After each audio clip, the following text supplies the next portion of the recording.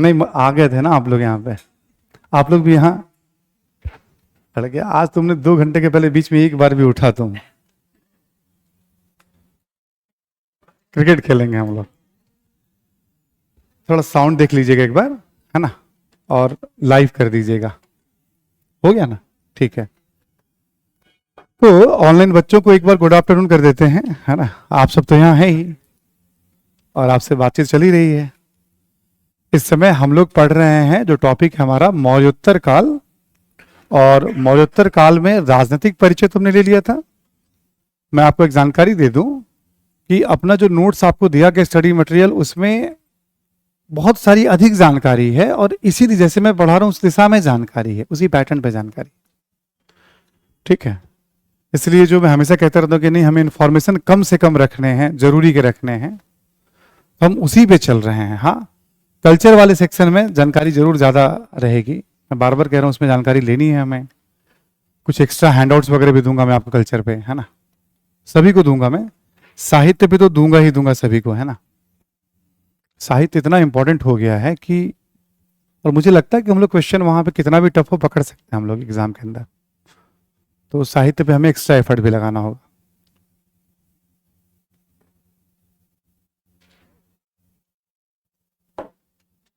कल हम लोग सोसाइटी की बात कर रहे थे, है ना, याद है सभी को? कल समाज की बात कर रहे थे हम लोग, और समाज में हमने वर्ण व्यवस्था के बारे में एक आइडिया दे दिया था आपको। मतलब जब हम लोग बात कर रहे हैं तो 3 हिस्सों में ऐसे बांट कर चल रहे हैं हम लोग, है ना। एक हिस्सा आपका इससे नीचे वाला, एक हिस्सा यहां, एक हिस्सा यहां और एक हिस्सा यहां। ठीक है, कि भाई ओवरऑल इधर क्या था, फिर सातवाहन वाले क्षेत्र में क्या था, फिर सुदूर दक्षिण में क्या था। ठीक है, आपने देखा होगा। तो कल सोसाइटी जो मैं आपको लिखा रहा था, तो ऐसे करके लिखा रहा था मैं आपको, उसी में बात करने के क्रम में आपने नोटिस किया होगा, तो हम लोगों ने महिलाओं की दशा पे भी बात कर ली थी। याद है सभी को कि सुदूर दक्षिण में जैसे विधवा महिलाओं की दशा वहां भी अच्छी नहीं थी, ब्राह्मणवादी व्यवस्था थी। ठीक है, यहां भी अच्छी नहीं थी महिलाओं की स्थिति, हम बात करें सुदूर दक्षिण में तो। ठीक है, सिर का मुंडन कर दिया जाता था वहां पे, और लेकिन ये है कि शिक्षित महिलाओं की भी जानकारी मिलती है, और तमाम जो एक्टिविटीज उसकी जानकारी मिल रही है फार साउथ में भी। वर्ण व्यवस्था का उल्लेख मिलता है, बट वर्ण व्यवस्था पूरी तरह से स्थापित नहीं हुआ था सुदूर दक्षिण में। चारों वर्ण आपको मिलेंगे, बट पूरी तरह से जैसे यहां पे था या यहां पे था वैसे यहां पे स्थापित नहीं हुआ था वर्ण व्यवस्था। मतलब उस तरह की जानकारी नहीं मिलेगी आपको संगम साहित्य से। अगला पॉइंट लिखें आप, जहां थे उससे आगे लिखते हैं हम लोग। अच्छा, खान पान में था, तो चलिए लिख लीजिए इसको। खान पान में बस एक लाइन यूज किया था, खान पान में शाकाहार एवं मांसाहार दोनों का प्रचलन था।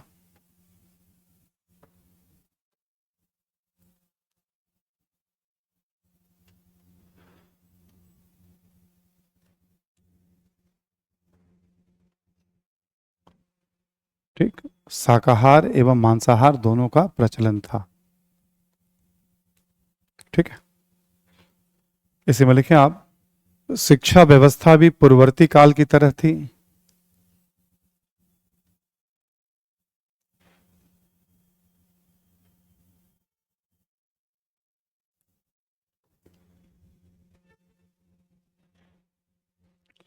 पूर्ववर्ती काल की तरह थी,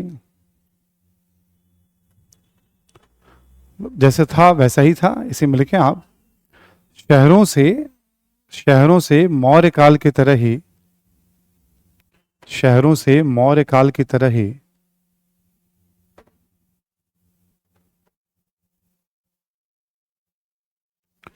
मौर्य काल की तरह ही उन्नत आवासीय संरचना के साक्ष्य मिलते हैं। उन्नत आवासीय संरचना के साक्ष्य मिलते हैं।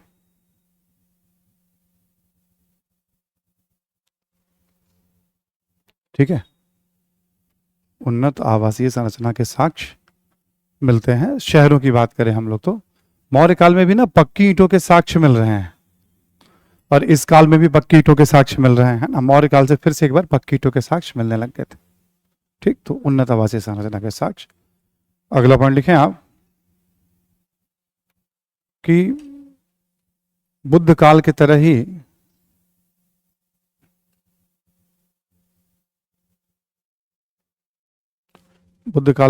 गोत्र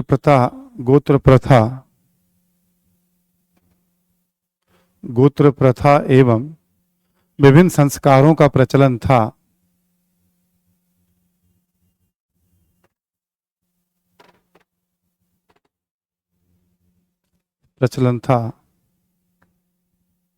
यहां तक कि सुदूर दक्षिण में भी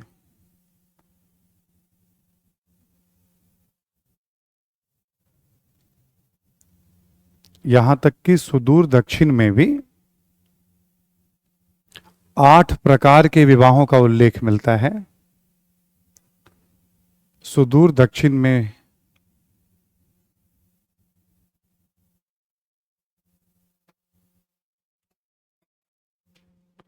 ठीक है 8 प्रकार के विवाहों का उल्लेख, जैसे इधर तो मिल ही रहा है, ब्रह्म, प्रजापत, आर्ष, देव, असुर, ठीक है ना, गंधर्व, राक्षस, पिशाच, ऐसे करके 8 विवाहों का। संगम साहित्य में भी 8 प्रकार के विवाहों का उल्लेख मिलने लगता है। ठीक है, वहां पे भी। अगला पॉइंट लिखें आप, लिखें शकों एवं कुषाणों के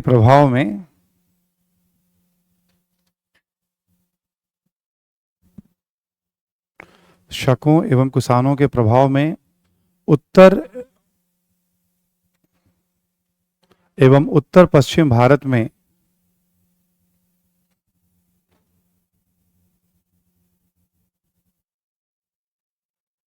उत्तर एवं उत्तर पश्चिम भारत में पहनावा के क्षेत्र में भी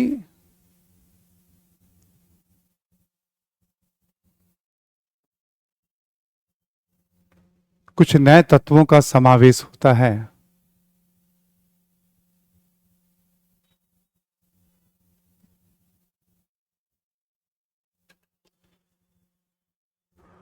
कुछ नए तत्वों का समावेश होता है, जैसे करके आपको जो लिखना हो दे दीजिएगा आप, वो पगड़ी, शेरवानी टाइप का, जूते वगैरह हैं सब जो, ठीक है, पहनावा का भी समावेश शकों एवं, तो उनका इलाका इधर था।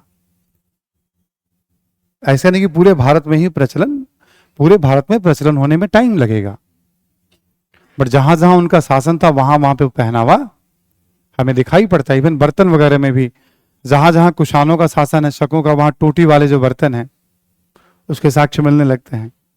तो जहां वो रहेंगे वहां तो चेंजेस हमें दिखेगा ही दिखेगा। अगला पॉइंट देखें आप कि इस काल में मुख्यतः प्राकृत, संस्कृत एवं तमिल भाषा का प्रचलन था। प्राकृत, संस्कृत एवं तमिल भाषा का प्रचलन था।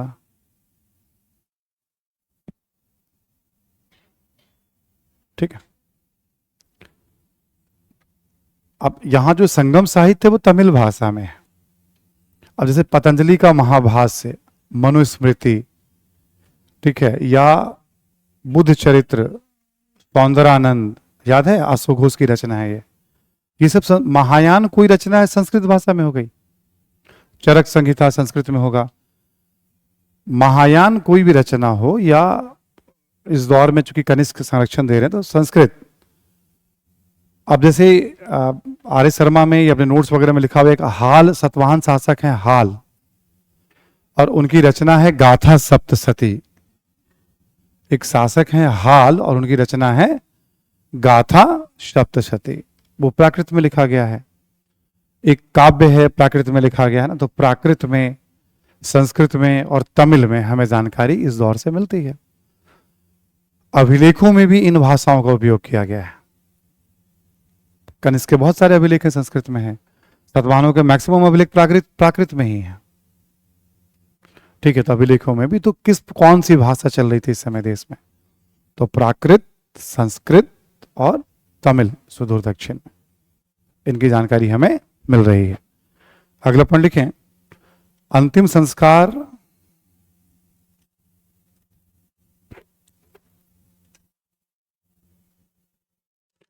अंतिम संस्कार में दाह संस्कार का अधिक प्रचलन था।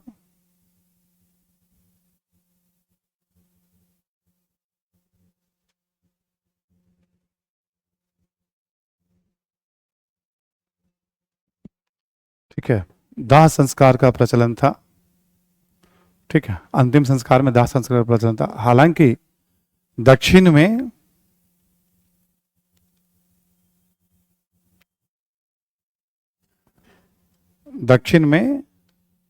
कुछ कुछ क्षेत्रों में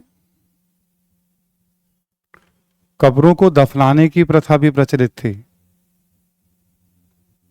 कब्रों को दफनाने की प्रथा भी प्रचलित थी।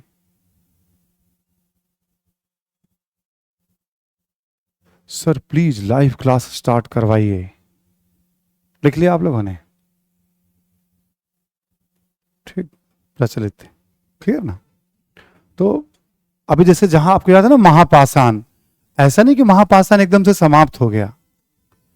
महापाषाण भी वो प्रथा चल रही थी, मतलब कहीं कहीं पे तो आप, बट ज्यादातर दाह संस्कार प्रचलित था, दफनाने की प्रथा कम होती चली गई। ठीक है, नेक्स्ट एक और पॉइंट लिखें आप। लिखिए, इस काल में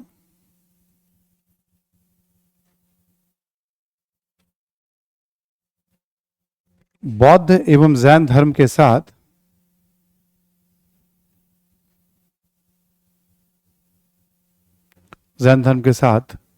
ब्राह्मण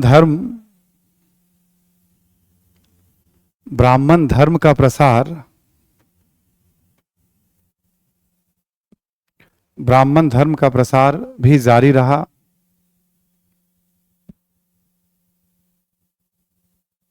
ब्राह्मण धर्म यानी हिंदू धर्म। ठीक है, लेकिन ब्राह्मण धर्म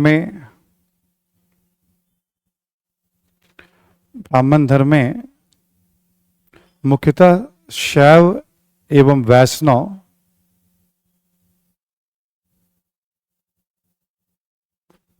संप्रदायों की जानकारी मिलती है। शैव एवं वैष्णव संप्रदायों की जानकारी मिलती है।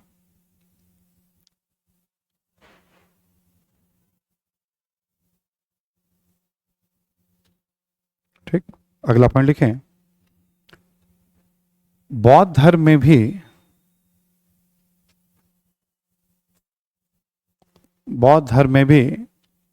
विभिन्न संप्रदायों का प्रचलन था।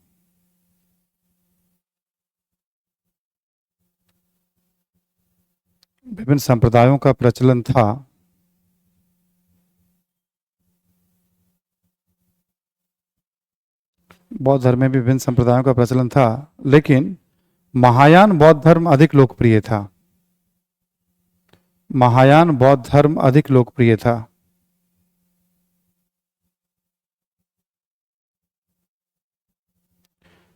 आप चाहो तो महायान वाली पूरी विशेषता यहां लिख सकते हो। बोधिसत्व की अवधारणा, संस्कृत भाषा, मूर्ति पूजा, तीर्थ यात्रा, सब प्रचलित हो गया था। महायान वाली सारी बातें, चूंकि चौथी बौद्ध संगति के बाद शुरू हो गया था, तो मौर्योत्तर काल ही तो है वो। कनिष्क के साथ, कुषाणों के साथ, पूरा महायान आप यहां पे ले सकते हो। अगला लिखें आप, जैन धर्म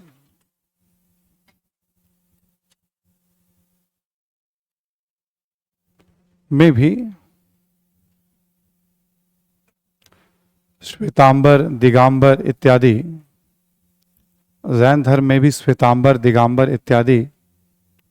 संप्रदायों के प्रचलन की जानकारी मिलती है।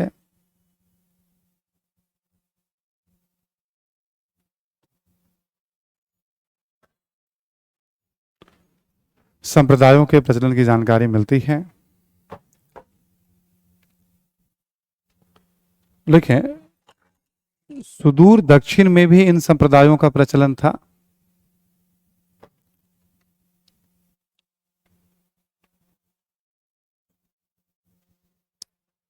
सुदूर दक्षिण में भी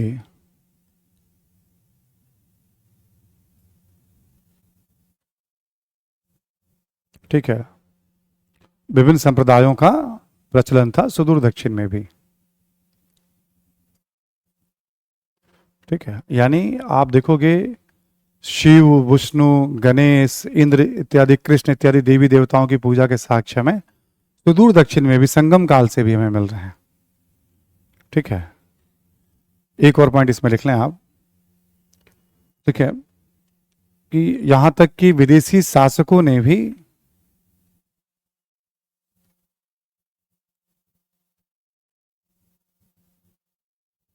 भारतीय धर्मों को संरक्षण प्रदान किया। विदेशी शासकों ने भी भारतीय धर्मों को संरक्षण प्रदान किया।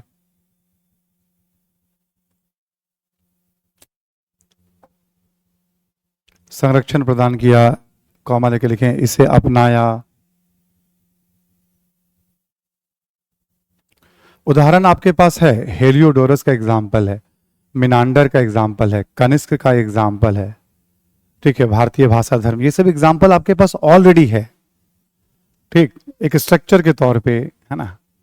तो केवल सोसाइटी के, जैसे हमने कहा था ना कि 10-1 मिनट लग जाएंगे पूरा खाका खींचते खींचते में। अब देखो संगम काल में सभी देवी देवताओं का जो है पूजा पाठ चल रहा है, वहां पे भी एक अलग से, वहां पे जैसे कार्तिकेय का नाम कभी कभी सुनते होंगे, या स्कंद का नाम, शिव के पुत्र हैं। तो संगम काल में मुरुगन के रूप में उनकी पूजा। ठीक है, बस ये एक पॉइंट ध्यान रखना, आपको नोट करके लिख लें आप कि संगम साहित्य में मुरुगन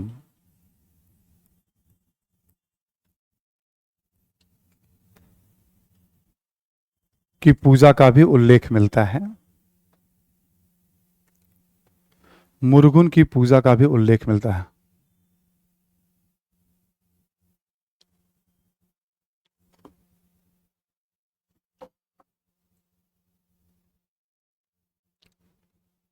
ठीक है, ये कार्तिकेय हैं या स्कंद हैं, उनको मुरुगन कहा गया है। मुरुगन को ना सुब्रमण्यम भी कहा गया है, शिव के पुत्र के तौर पे इनकी पूजा का भी खूब उल्लेख मिल रहा है। संगम में बताने के लिए तो बहुत सारी बातें हैं, ठीक है, बट एनफ है, हम जो बेसिक जानकारी लेके चल रहे हैं हम लोग। ठीक है, ऐसी मान्य, साउंड बढ़ा दें। हाँ सुनील, थोड़ा सा साउंड बढ़ाइएगा स्लाइटली। अभी ठीक है ना? अभी हाँ, अब ठीक होगा। ठीक है, तो मुरुगन की पूजा का उल्लेख मिलता है। तो संगम काल में बहुत सारी जानकारी मिल रही है। ठीक है, तो धर्म से संबंधित भी जब सोसाइटी की हम राइटिंग करेंगे हम, तो धर्म को भी लिखेंगे उसमें हम। अब जैसे आपसे कहा जाए कि संगम कालीन समाज के बारे में कुछ बताएं, आपसे कहा जाए सातवाहन कालीन समाज के बारे में कुछ बताएं, आपसे कहा जाए कुषाण कालीन समाज के बारे में बताएं, शुंग कालीन समाज के बारे में बताएं। यानी आपसे स्पेसिफिक कोई शासक का काल भी पूछ देगा तो अब शासक की तरफ ध्यान नहीं देना, आपको इसी सोसाइटी के फ्रेम को वहां प्रेजेंट। समझ में आ रही है बात? इस तरह की फ्रेमिंग में क्यों करवा रहा हूं आपको, अलग अलग ना पढ़ के, कि एक ही साथ फ्रेम रहना चाहिए। थोड़ा मेहनत है, 2 बार 4 बार पढ़ेंगे, दिमाग में पहले से बैठा हुआ ना, वर्ण व्यवस्था, जाति प्रथा। हमने पहले से क्या कहा था आपको, सोसाइटी, इकोनॉमी, 10-15 लाइन आप एक बार समझ जाओगे। कुछ जानो या मत जानो, लिखना बड़ी बात नहीं है। हमको कुछ उदाहरण याद होता है, तो जैसे संगम काल का एग्जाम्पल याद है, तो पढ़ने वाले को भी लगेगा कुछ प्रामाणिक बातें लिखी गई हैं, मतलब प्रमाण के साथ कह रहे हैं। वर्ण व्यवस्था वहां भी है, जाति प्रथा की जानकारी वहां भी मिलती है, छुआछूत। 10 पॉइंट तो आपके बने हुए रहते, शाकाहार मांसाहार कहाँ नहीं है, सब जगह है। पहनावा वहां पे भी है, शिक्षा वहां पे भी है ना। तो ऐसे 10 लाइन तो कभी भी लिख दोगे, और जरूरत पड़ती है लिखने की। जब एग्जामिनर को मन करता है थोड़ा बच्चों का वो करे, तो संगम काल के बारे में कुछ बताएं आप। ठीक है, अभी संगम काल के बारे में कुछ कुछ और जानकारी आनी है, सोसाइटी की बात हो गई आपसे। मैं एक बार अपने ऑनलाइन बच्चों को बता दूं, जितने भी हैं, कि देखो ऑनलाइन टेस्ट, जो बच्चे ऑनलाइन इनरोल्ड हैं, मैंने पूछा है, तो शायद उसमें टेस्ट का अलग से कोई प्रोविजन नहीं है, केवल क्लास का प्रोविजन है। तो बार बार आप जो पूछते रहते हैं बहुत सारे बच्चे, है ना, तो आप मेरे ख्याल में आप या तो इंक्वायरी कर लीजिएगा, बट मैंने पूछा था तो उसमें बताया गया कि ऑनलाइन बच्चों के लिए मतलब ठीक है क्लास का प्रोविजन है केवल, है ना, टेस्ट का प्रोविजन नहीं है अलग से कुछ भी। तो इस पर दोबारा सवाल मुझसे मत करिएगा, ठीक है, क्योंकि मैं तो पढ़ाने वाला हूं, है ना। और अब फिर मुझसे पूछोगे कल का टेस्ट जो होगा उसका पीडीएफ वगैरह, तो कैसे मैं कर पाऊंगा। आप मुझसे जो पूछना है वही पूछिए ना आप, ठीक है ना। यहाँ रहते तो मैं कुछ ना कुछ कर ही देता, मैं तो मतलब ठीक है, सामने रहते तो मैं तो ना तो कह ही नहीं सकता हूँ किसी भी चीज़ में। संस्था है, अब संस्था की अपनी पॉलिसी है, अब इतने कम पैसे पे ऑनलाइन क्लासेस खान सर ही दे पाते हैं, ठीक है ना। मैं तो और भी जगहों पर रहा हूँ, मतलब कल्पना से भी परे कि वो लोग इस तरह से सोचते हैं, मतलब कोई सोचता नहीं है, मतलब कहते कि नहीं इतना खर्च कैसे हम कर पाएंगे, हम नहीं कर पाएंगे हम, ठीक है, वो रिफ्यूज़ कर जाते हैं लोग। और भी जगह बात कभी होती, तो सर का ये था कि हम कम से कम एटलीस्ट क्लासेस दे दें बच्चों को, और जो पढ़ने वाले दूर दराज के बच्चे उनको एटलीस्ट पहला राउंड तो क्लास ही होता है, फिर उनको लगता है उनमें है एबिलिटी तो वो ऑनलाइन तो सब चीज़ें अवेलेबल होती ही हैं। आप टेलीग्राम पे यहाँ वहाँ आप थोड़े स्मार्ट बनिए, आप मैं क्या आपको गाइड करूँ, ठीक है ना। आप लोग स्मार्ट बनिए और खुद देखिए कहाँ पे क्या है, सब चीज़ मिल जाता है आज के ज़माने में, तो ठीक है। तो बस आप देखिए और देख लीजिएगा, है ना। तो कोई क्या चीज़ नहीं मिलता है बताओ आज के ज़माने में, हर चीज़ उपलब्ध है आज के ज़माने में। ये तो इन बच्चों को पढ़ने की इच्छा आमने सामने इसलिए आ गए, वरना ये भी नहीं आते। अच्छा क्या क्लास अवेलेबल नहीं है क्या, सब अवेलेबल तो है ही ना आज के रेट में। ये तो इन बच्चों को पढ़ने की इच्छा कि नहीं आमने सामने बैठ के पढ़ेंगे, ठीक है। बस ये है कि जब केवल ऑनलाइन क्लास हो तो मैं खुद पढ़ाना नहीं चाहता हूँ, ऑफलाइन होता तो मुझे भी अच्छा लगता पढ़ाते हुए, ठीक है। ऑनलाइन कभी कभी एक आधा बैच पढ़ा लिया, ऐसे वाली बात होती है, मन नहीं करता बहुत पढ़ाने का। बच्चे सामने रहते हैं ना, मन का मतलब ये नहीं, सामने रहते हैं तो थोड़ा अच्छा लगता है कि मैं क्या बता रहा हूँ, क्या सीख रहे हैं। अब ऑनलाइन पे हो सकता है बच्चे कुछ अच्छी बात भी पूछ रहे हो ना, अच्छी बात भी लिख रहे हो, तो मुझे लगा अच्छा इन्होंने ऐसा क्यों लिखा। सामने क्या होता है, एक फेस का एक्सप्रेशन होता है, उसके साथ बातों का एक सपोर्ट होता है। अब कुछ अच्छी बात भी कह रहे हैं, हो सकता है व्यंग में कह रहे हो, तो पता चल जाता है। और ठीक है, तो सामने का थोड़ा अलग होता है, इसलिए मैसेज में ना आप, तो ऑनलाइन बच्चों का ये है कि आप बस क्लास पे ध्यान दीजिए, बाकी सारी चीजें ऑनलाइन अवेलेबल हैं, आप देख लीजिएगा, कहीं ना कहीं कुछ मिल जाएगा। और कुछ ऐसा अपलोड वगैरह कराने की अनुमति होती होगी, मतलब मैं एक बार फिर रिक्वेस्ट कर दूंगा आपके बिहाफ में, ठीक है। क्वेश्चन पेपर यदि अपलोड कर सकते हैं वो तो कर देंगे, ठीक है, मैं कह दूंगा। दो तीन चीजें थोड़ा थोड़ा सा हल्का सा पीछे जो हमने पढ़ाया है अभी, आज वो स्टूडेंट लगता आए नहीं जिनकी कॉपी जेरोक्स कराई हमने, ठीक है। आए हैं क्या आज वो, नहीं आज नहीं आए हैं, एक कॉपी जेरोक्स कराई थी हमने। दो तीन जगहों पे थोड़ा थोड़ा सा हमें कुछ सुधार करना है, ठीक है, जो मैंने पढ़ाया आपको, क्लियर ना। मैं अभी लिखवा देता हूं, दो तीन पॉइंट्स हैं। कहीं भी अब तक जो मैंने पढ़ाया उसमें दो तीन इंफॉर्मेशन है जो थोड़ा सुधार करना है आपको, थोड़ा सा स्लाइटली, ठीक। कहीं भी लिख लीजिएगा उसको, उस पेज में जाके मत लिखिएगा, ठीक है। एक लिखेंगे, आपको याद होगा कि हमने एक निष्क शब्द का उल्लेख किया, याद है सभी को। मैंने उत्तर वैदिक काल लिखवाया था, निष्क शब्द का उल्लेख ऋग्वैदिक काल में भी मिलता है।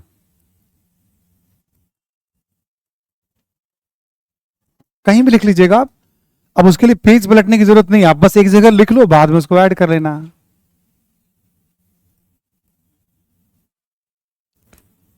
निष्क का उल्लेख ऋग्वैदिक काल में भी मिलता है, ठीक है। ऐसा माना जाता है कि निष्क का मतलब है सिक्का, लेकिन सिक्कों के साक्ष्य मिले नहीं है, तो हार के अर्थ में लिया गया है निष्क को। तो ऋग्वैदिक काल में, उत्तर वैदिक काल में, मौर्य काल में, मतलब निष्क शब्द चलता रहा है। तो हमने लिखवाया था शायद उत्तर वैदिक काल में सिक्कों में, है ना। तो ऋग्वैदिक काल में भी मान के चलिएगा कि ऋग्वैदिक काल में भी निष्क शब्द था, ये एक जानकारी और रखिएगा, ठीक। यानी वैदिक काल कह सकते हैं आप, ठीक है। एक अच्छा आपको ध्यान होगा, हम लोगों ने बुद्ध के बारे में बात की थी, उनकी पत्नी का नाम यशोदा, किताबों में यशोधरा लिखा हुआ है ना। बिंबा, गोपा, ठीक है, वैसे यशोधरा हो सकता है बोलने में बोला हो हमने, बट कुछ लोगों ने यशोदा ही लिख लिया उसको, या लिखवाने में मैंने यशोदा ही लिखवा दिया होगा। यशोधरा लिखवाया, यशोदा लिखवाया? हाँ, तो यशोधरा कर लीजिएगा उसको, ठीक है, लिखवा दिया होगा, है ना।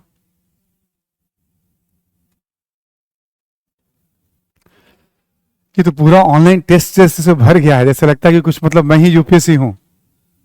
ठीक है, अच्छा कुछ करता हूं मैं, है ना।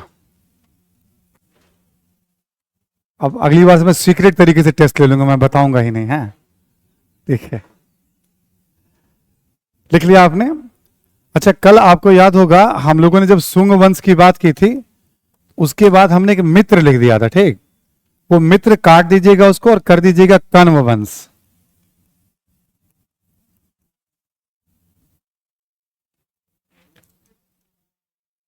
या कण्व लिखा है आपने? सुंग वंश के बाद कौन सा वंश लिखवाया था मैंने आपको? मित्र, है ना। मित्र काट दीजिएगा, मित्र तो पैरेलल था मथुरा की तरफ, ठीक है। हाँ, टाइमिंग वही रहेगी, ठीक है, क्लियर ना। 3 चाहिए। निष्क जो है ऋग्वैदिक काल में भी मिलता है इसका उल्लेख, बुद्ध की पत्नी में यशोधरा कर लीजिएगा, और सुंग के बाद जो मैंने मित्र लिखवाया था आपको, मित्र काट के वहां पे कण्व कर दीजिएगा। मित्र को लिखने की जरूरत भी नहीं है, उनका इतिहास अंधकारमय है, मित्र का उल्लेख मिल रहा है वहां पे, ठीक है। बट जो मैंने आपको लिखवाया था शासक का नाम, वो बेसिकली कण्व वंश के हैं वो, क्लियर ना, ठीक है। और इतना मित्र लिखवाया नहीं जितना तुम काटने के लिए कह रही हो तनु। हर जगह मित्र काट दे हम, मित्र तो लिखवाया ही नहीं। अब मित्र को कौन काट सकता है बताओ? इसका मतलब वो मित्र नहीं है जो मित्र को काट दे, ठीक है। ये गलत है, batch at a time test के लिए बोला था। ये किन्होंने कहा है? रेहाना खातून ने। अब हो गई बात ममता जी, रेहाना जी, मैं एक बार मैनेजमेंट में फिर कह देता हूं, डोंट वरी, है ना। अब पढ़ाई पे ध्यान दीजिएगा, नहीं तो मुझे फिर इसको बंद करवाना पड़ जाएगा। इसी बहाने कुछ कुछ मैं देखता रहता हूं। वेरी गुड, आगे बढ़े हम लोग। थोड़ी देर के लिए इसको बंद कर दीजिएगा जरा, चैट को 10 मिनट बंद कर दीजिए। अब लिखिए आप अर्थव्यवस्था, लिखें अब आप। जब कंप्लीट कर दें अर्थव्यवस्था तब इसको ओपन करिएगा। अब हम लोग आ रहे हैं इस दौर की अर्थव्यवस्था के बारे में पढ़ने, ठीक है। मौर्योत्तरकालीन अर्थव्यवस्था। मौर्योत्तरकालीन अर्थव्यवस्था क्यों जाना जाता है? यह जाना जाता है शिल्प के लिए, व्यापार के लिए, सिक्कों के लिए और शहर के लिए। यहां कृषि पशुपालन की चर्चा नहीं होती है, क्योंकि जो है सो है अब, ठीक है। व्यापार अपने चरम पे, जैसे हड़प्पा में चरम पे था व्यापार, वैसे चरम पे है व्यापार इस समय। शिल्प बहुतायत है, बड़ी संख्या में है, ठीक है। सिक्के बड़ी संख्या में है, और द्वितीय शहरीकरण का ये चरमोत्कर्ष माना जाता है। इसके बाद जो गुप्त काल का शुरुआती फेज है, अगले 50 साल इसके बाद जो है, बस उतना तक, उसके बाद फिर डाउनफॉल शुरू हो जाते हैं शहरों के। तो द्वितीय नगरीकरण या शहरीकरण का इसको चरमोत्कर्ष कहा जाता है। 4 बातें हैं इसमें, कम से कम 20-30 इंफॉर्मेशन भी हैं जो काम के होंगे, मतलब उसको हम लोग लिखते चले जाएंगे, है ना। लिखें आप, पहला पॉइंट लिखें कि दूसरी सदी ईसा पूर्व से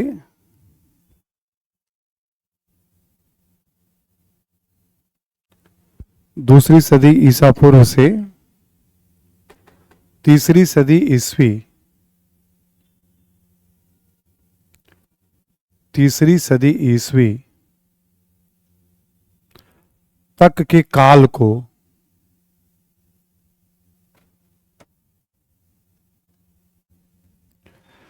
तीसरी सदी ईस्वी तक के काल को नगरीकरण कर लीजिएगा, द्वितीय नगरीकरण, है ना। द्वितीय नगरीकरण,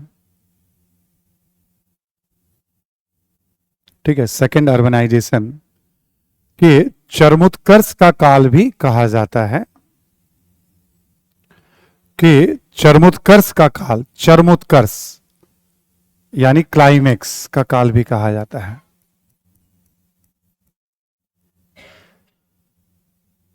ठीक, लिखिए, महाजनपद युगीन नगरों के साथ साथ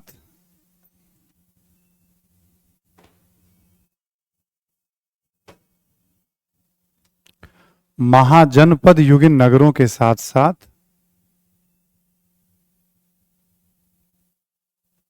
बड़ी संख्या में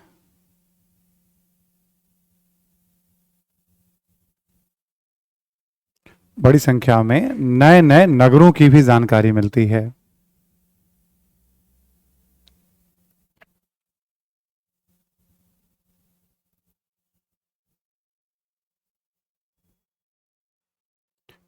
ठीक है, लिख दिया आप, जैसे संगम कालीन नगर, जैसे संगम कालीन नगर,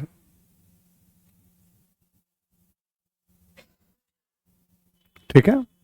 अब आपको याद होगा, जैसे चेरों की एक राजधानी मैंने बताई थी आपको, वंजी, मुजरिस, कैपिटल बंदरगाह बताया था आपको। पांड्यों के बारे में आपको याद होगा, मदुरई और कुल्ची। चोलों के बारे में आपको ध्यान होगा, उरैयूर, ठीक, पुहार या कावेरी पत्तनम, और अरिकमेडु यानी पांडिचेरी।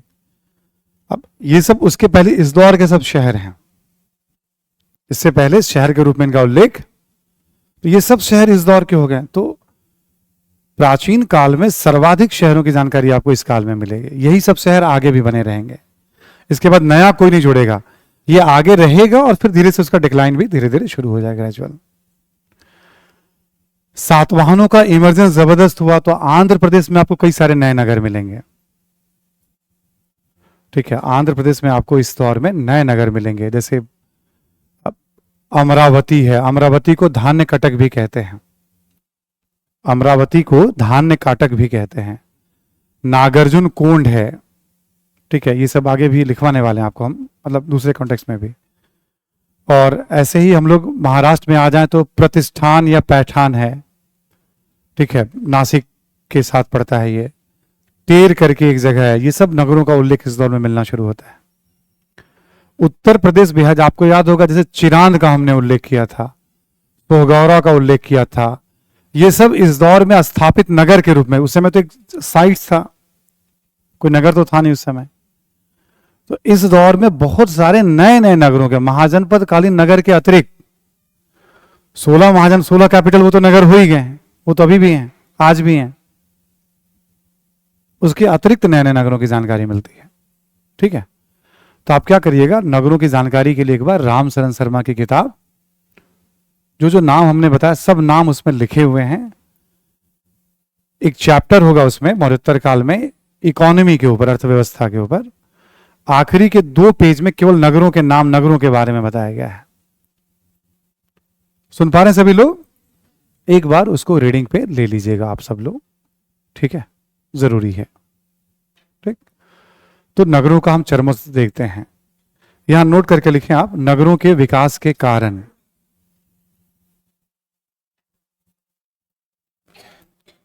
नगरों के विकास के कारण, क्या कारण है कि बहुत ज्यादा नगरों का विकास हुआ इस दौर में? ठीक है, तो नगरों के विकास के कारण में लिख लें आप कि कृषि अधिशेष कर लीजिए,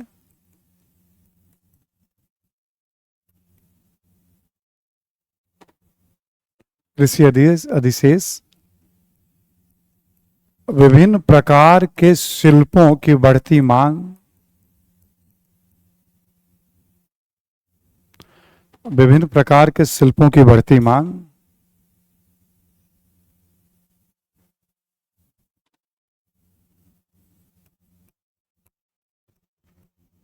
आंतरिक एवं बाह्य व्यापार,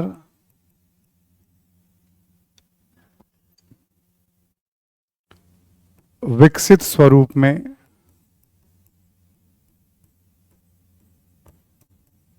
आंतरिक एवं बाह्य व्यापार अपने विकसित फॉर्म में है। ठीक, क्यों नगरों का विकास बहुत ज्यादा हुआ इस काल में, लिखेंगे आप। मौर्य काल में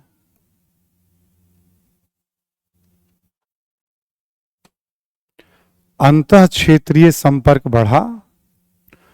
मौर्य काल में अंतः क्षेत्रीय संपर्क बढ़ा।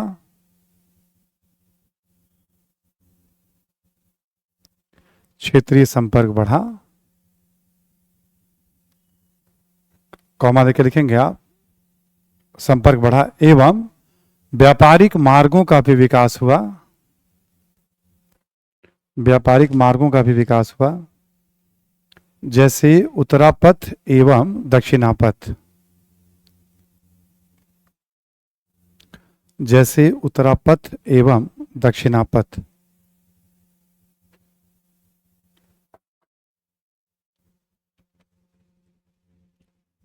ठीक है, व्यापारिक मार्गों का भी विकास हुआ। तो भाई जब सिस्टम डेवलप होता है तभी तो आप, है ना। अगला पॉइंट लिखें आप, सिक्कों का बड़े पैमाने पर प्रचलन।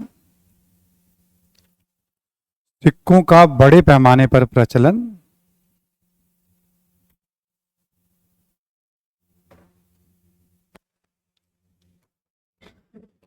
हिप्पोलस नामक नाविक के द्वारा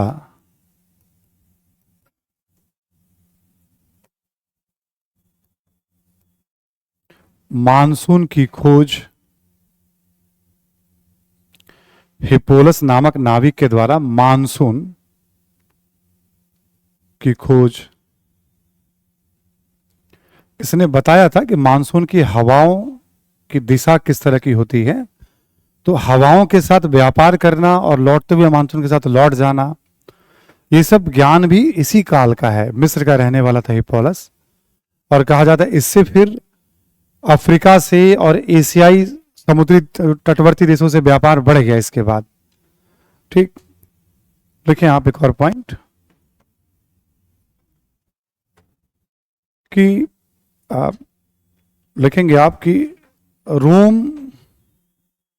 रोम के साथ व्यापार में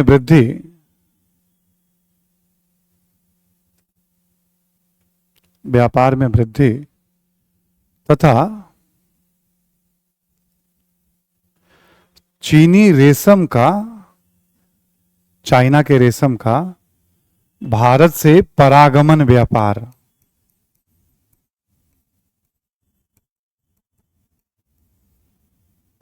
भारत से परागमन व्यापार। ठीक है, चीनी रेशम का भारत से परागमन व्यापार। अब हमने यहां पे कौन सी बात बताई आपको? पहली बात कि देखो ये काल जाना जाता है नगरों के बहुत बड़ी संख्या के लिए। तो इतनी बड़ी संख्या में नगर क्यों? एक रीजन है नए नए राज्यों का भी उदय। लिख लें आप इसमें एक और रीजन, भारत में नए नए राज्यों का उदय। तो नया राज्य होगा तो कैपिटल तो बनाएगा, बंदरगाह तो बनाएगा, कुछ ना कुछ तो करेगा ना। एक और कारण लिख लें आप इसमें, नए नए राज्यों का उदय।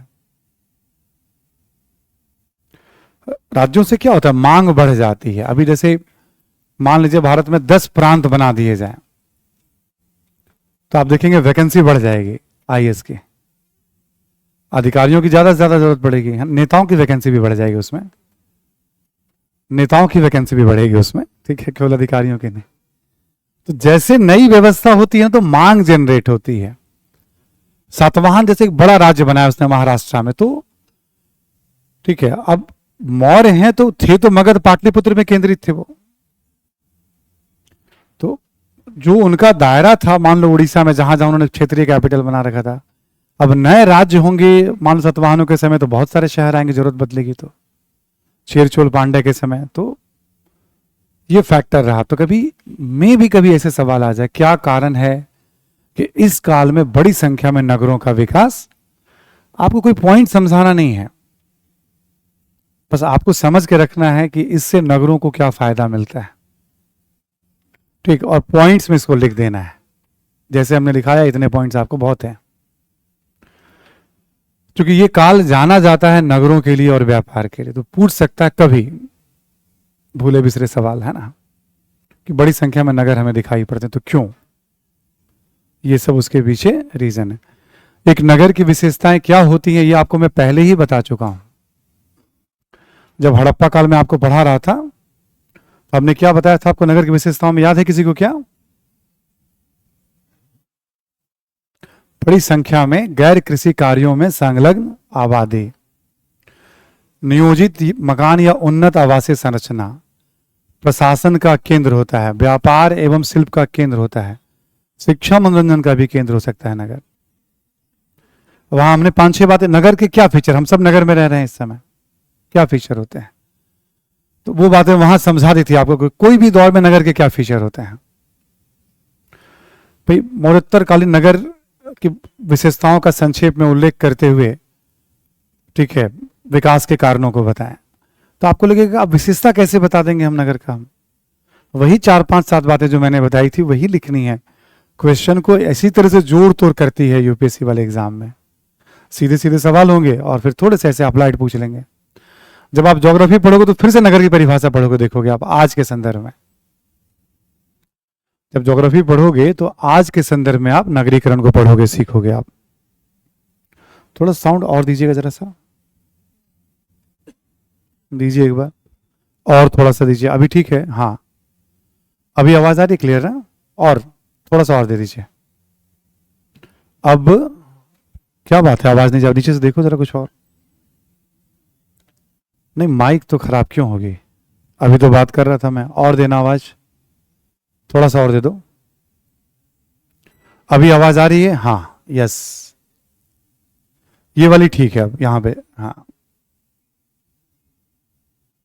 हाँ, वो अंदाजा मुझे भी लग जा रहा था कि अभी क्या डॉक्टर कहते हैं मुझे गले से नहीं बोलना है, नाभि से बोलिए अब, ठीक है, नेवल से आप मतलब आवाज निकालिए। अब भूल जाते हैं हम लोग, वो स्टेज पे आ गए, पढ़ाने के लिए तो लोग बहुत पढ़ाते रहते हैं, बहुत लोग अब हमसे भी सीनियर सीनियर जो पढ़ा रहे हैं, बट अब डॉक्टर कहते हैं कि ज्यादा मत बोलिए, अब आप गले को विश्राम दीजिए अब, तो उसमें कहते हैं नेवल से बोलिए। तो जब भी हम बात करना चाहते हैं तो फोर्स नहीं लगाना चाहते हैं उस समय, नॉर्मल बातचीत में ठीक रहता है।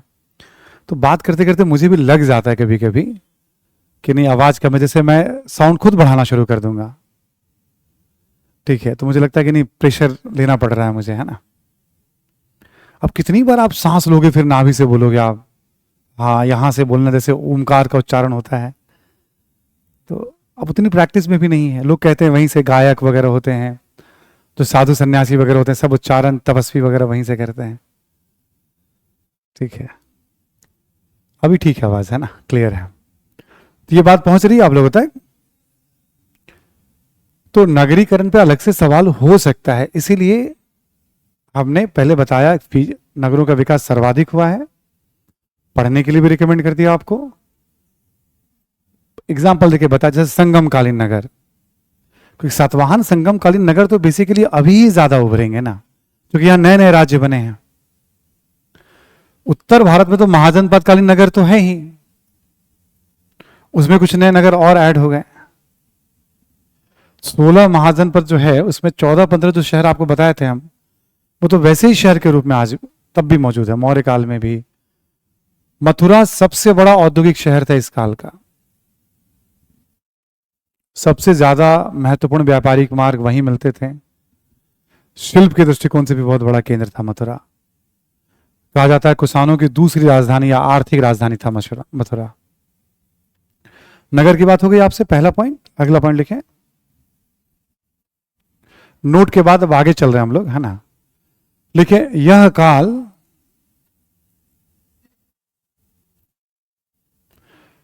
बड़े पैमाने पर व्यापार के लिए भी जाना जाता है।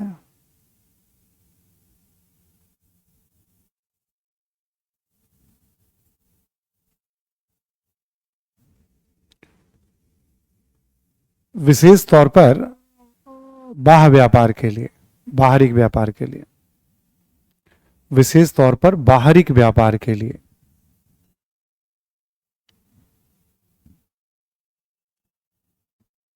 ठीक है, विशेष तौर पर बाहरी व्यापार के लिए।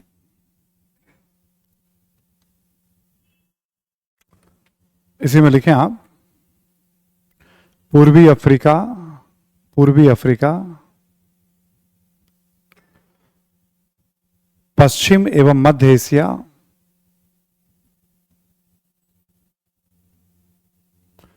चीन, पश्चिम एवं मध्य एशिया, चीन तथा दक्षिण पूर्व एशिया, दक्षिण पूर्व एशिया से व्यापार के साक्ष्य मिलते हैं।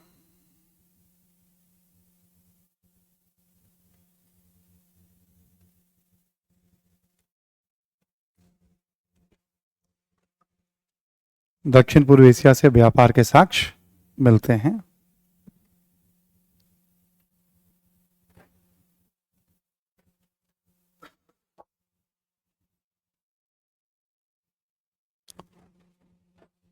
इसी में अगला पॉइंट लिखें आप, भारत से निर्यात की जाने वाली प्रमुख वस्तुएं थीं, भारत से निर्यात की जाने वाली प्रमुख वस्तुएं थीं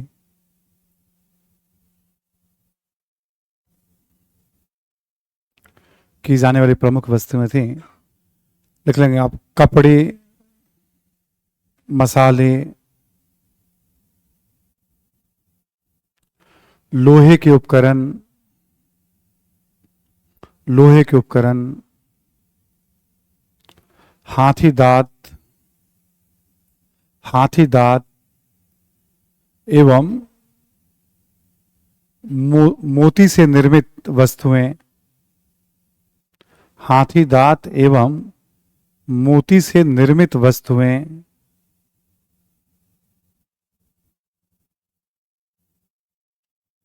मोती से निर्मित वस्तुएं, हाथी दांत एवं मोती से निर्मित वस्तुएं इत्यादि कर दीजिए आप।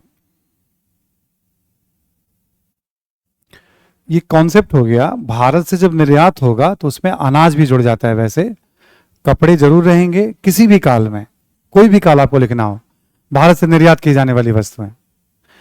अब आयात तो डिपेंड करता है ना कि हम चीन से कर रहे हैं कि यूरोप से कर रहे हैं, कहां से कर रहे हैं। निर्यात तो फिक्स है कि भारत से क्या होगा। जो हमारे पास सरप्लस है या जिसकी मांग, जैसे मसालों की मांग हमेशा से बहुत ज्यादा है, दक्षिण भारत से मसालों का निर्यात होता ही आया है।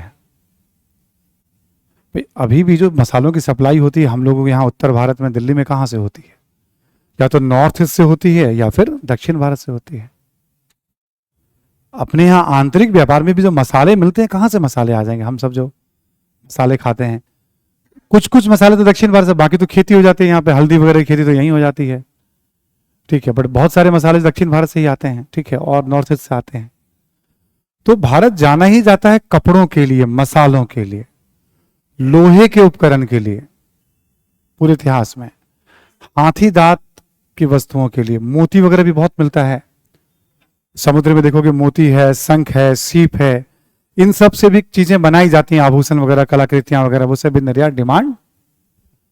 तो ये सब रहा है हमेशा से भारत से एक्सपोर्ट। हड़प्पा काल में भी कई चीजें थी। अब देखो धातु वगैरह की चीजें, जैसे सोना चांदी वगैरह की चीजें हम बनाते हैं, बट हमारे यहां सरप्लस नहीं है। थोड़ा बहुत निर्यात कर लिया तो कर लिया, अपने यहां ही खप जाता है वो सब।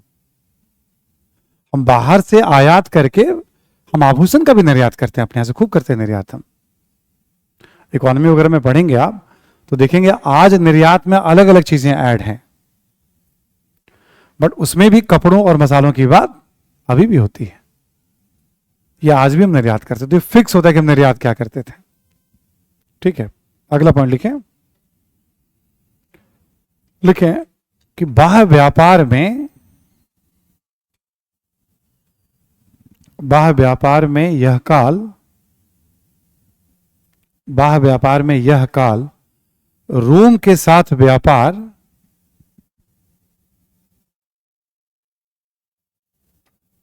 यह जो पीरियड हम लोग पढ़ रहे हैं, यह काल रोम के साथ व्यापार के लिए अधिक चर्चित रहा है।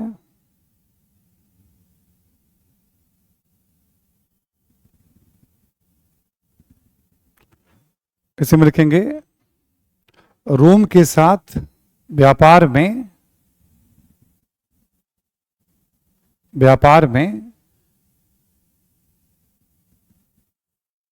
रोम के साथ व्यापार में व्यापार संतुलन भारत के पक्ष में था।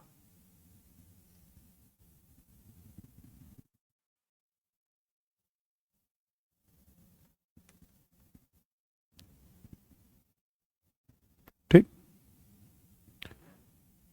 रोम के साथ व्यापार में जो संतुलन था वो भारत के पक्ष में था। देखो जैसे आपने याद होगा ना, मेगास्थनीज याद है, राजदूत था। फिर डाइमेकस, बिंदुसार बताया था मैंने आपको। तो मौर्यों के बाद भी बहुत सारे यूनानी रोमन यात्री भारत आए हैं, जैसे डियोडोरस, स्ट्रैबो, प्लिनी मतलब प्लूटार्क, ठीक है, एरियन, प्लिनी, जस्टिन, टॉलमी, और आगे चल करके एक पेरिप्लस ऑफ एरिथ्रियन सी करके, ये सब भी लिखवाऊंगा मैं आपको, जरूरी है पढ़ना भी है हम लोगों को, ये मैं लिखवा भी दूंगा आपको मैं। तो ये सब यात्री भारत आए हैं और व्यापार के बारे में खूब उल्लेख कर रहे हैं। जैसे प्लिनी कहता है कि बड़ा अपनी किताब में लिखता है, आर्य शर्मा लिखते हैं, दुख भरी शब्दों में प्लिनी कहता है कि रोम अपना सारा सोना भारत पर लुटा रहा है। रोम अपना सारा सोना किस पे लुटा रहा है? यानी कपड़ों और मसालों को खरीदने में, ठीक है ना। तो कहा जाता है व्यापार संतुलन भारत के पक्ष में था, इसे मैं लिखा। हालांकि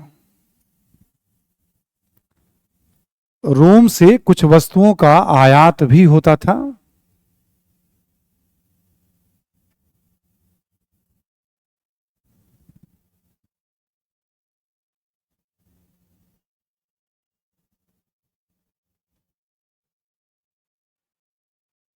ठीक है, आयात भी होता था।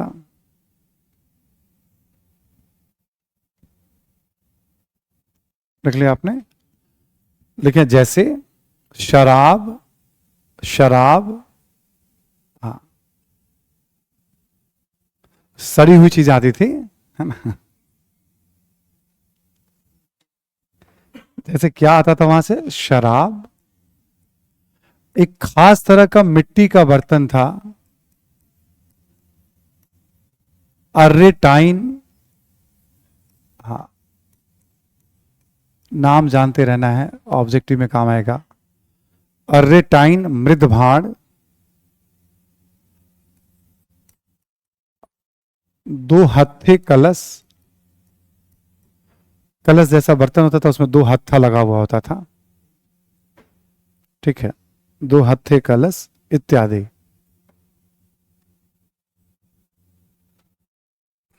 देखिए आप एक और पॉइंट लिखिए, कुछ समय के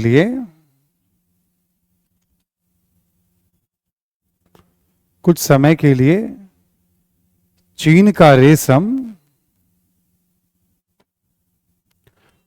रेशम भारतीय बंदरगाहों पर आता था।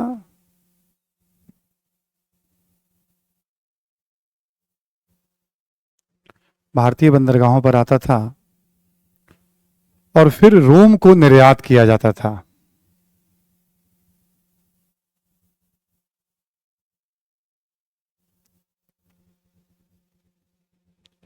रोम को निर्यात किया जाता था। ब्रैकेट में कर लेंगे आप, परागमन व्यापार, ट्रांजिट ट्रेड, याद है ना। थोड़ी देर पहले हमने बताया था चीन के साथ परागमन व्यापार, एक वर्ड यूज किया था। पहले चीन डायरेक्ट रोम से व्यापार करता था, बीच में किसी जनजाति या खानाबदोश शक्ति का उदय हुआ तो चीन और रोम के बीच में व्यापार बाधित हो गया। तब चीन क्या होता था, चीन का रेशम भारतीय बंदरगाहों पे आता था, जैसे खास के भड़ौच उस समय का मेन बंदरगाह था जहां से रेशम का निर्यात रोम को किया जा रहा था। तो इसको कहते हैं ट्रांजिट ट्रेड, कहते हैं वहां की चीजें यहां आई और यहां से फिर रोम जा रही हैं, तो उसमें एक्स्ट्रा रेवेन्यू हमें मिल रहा है, हमारे शासकों को। कमा कौन रहे हैं? तो कुषाण और शक, तो उनके इलाके से ये ट्रांजिट ट्रेड चल रहा था। ठीक, तो कमाई किसकी होती थी? कुषाणों की और शकों की होती थी, जो मैंने रूट कल आपको बताया था, सिल्क रूट, इसमें ये भी बताया था। इसी के लिए परागमन वर्ड यूज किया, ट्रांजिट ट्रेड हमने यूज किया है। तो ये काल जाना जाता है व्यापार के लिए, और व्यापार में रोमन व्यापार की विशेष तौर पे चर्चा होती है सबसे ज्यादा। क्या हम निर्यात करते थे या रोम से हम क्या आयात करते थे, व्यापार किसके पक्ष में था, ये सारी बातें आपको यहां पे बता दी गई। प्रमुख बंदरगाहों का नाम लिख लें आप इस काल के। व्यापार में लिखेंगे आप प्रमुख बंदरगाहों के नाम।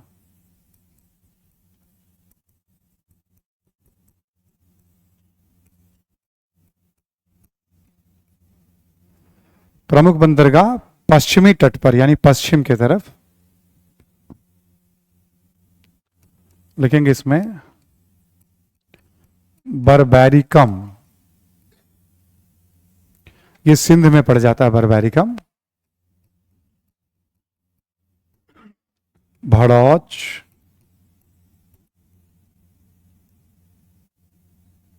भड़ौच, सुपारा, मुजरिस,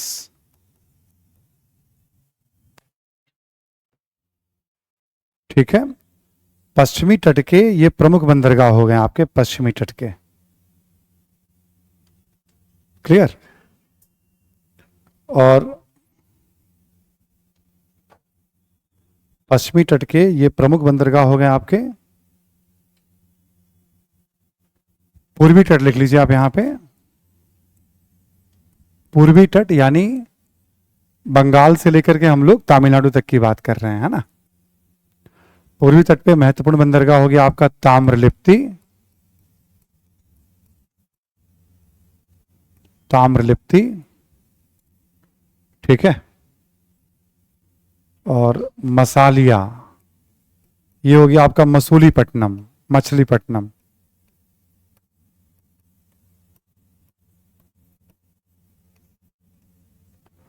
मसालिया यानी मछलीपट्टनम। अरिकमेडु, अरिकमेडु, पुहार और कोलची या कोरकई, कोलची या कोरकई,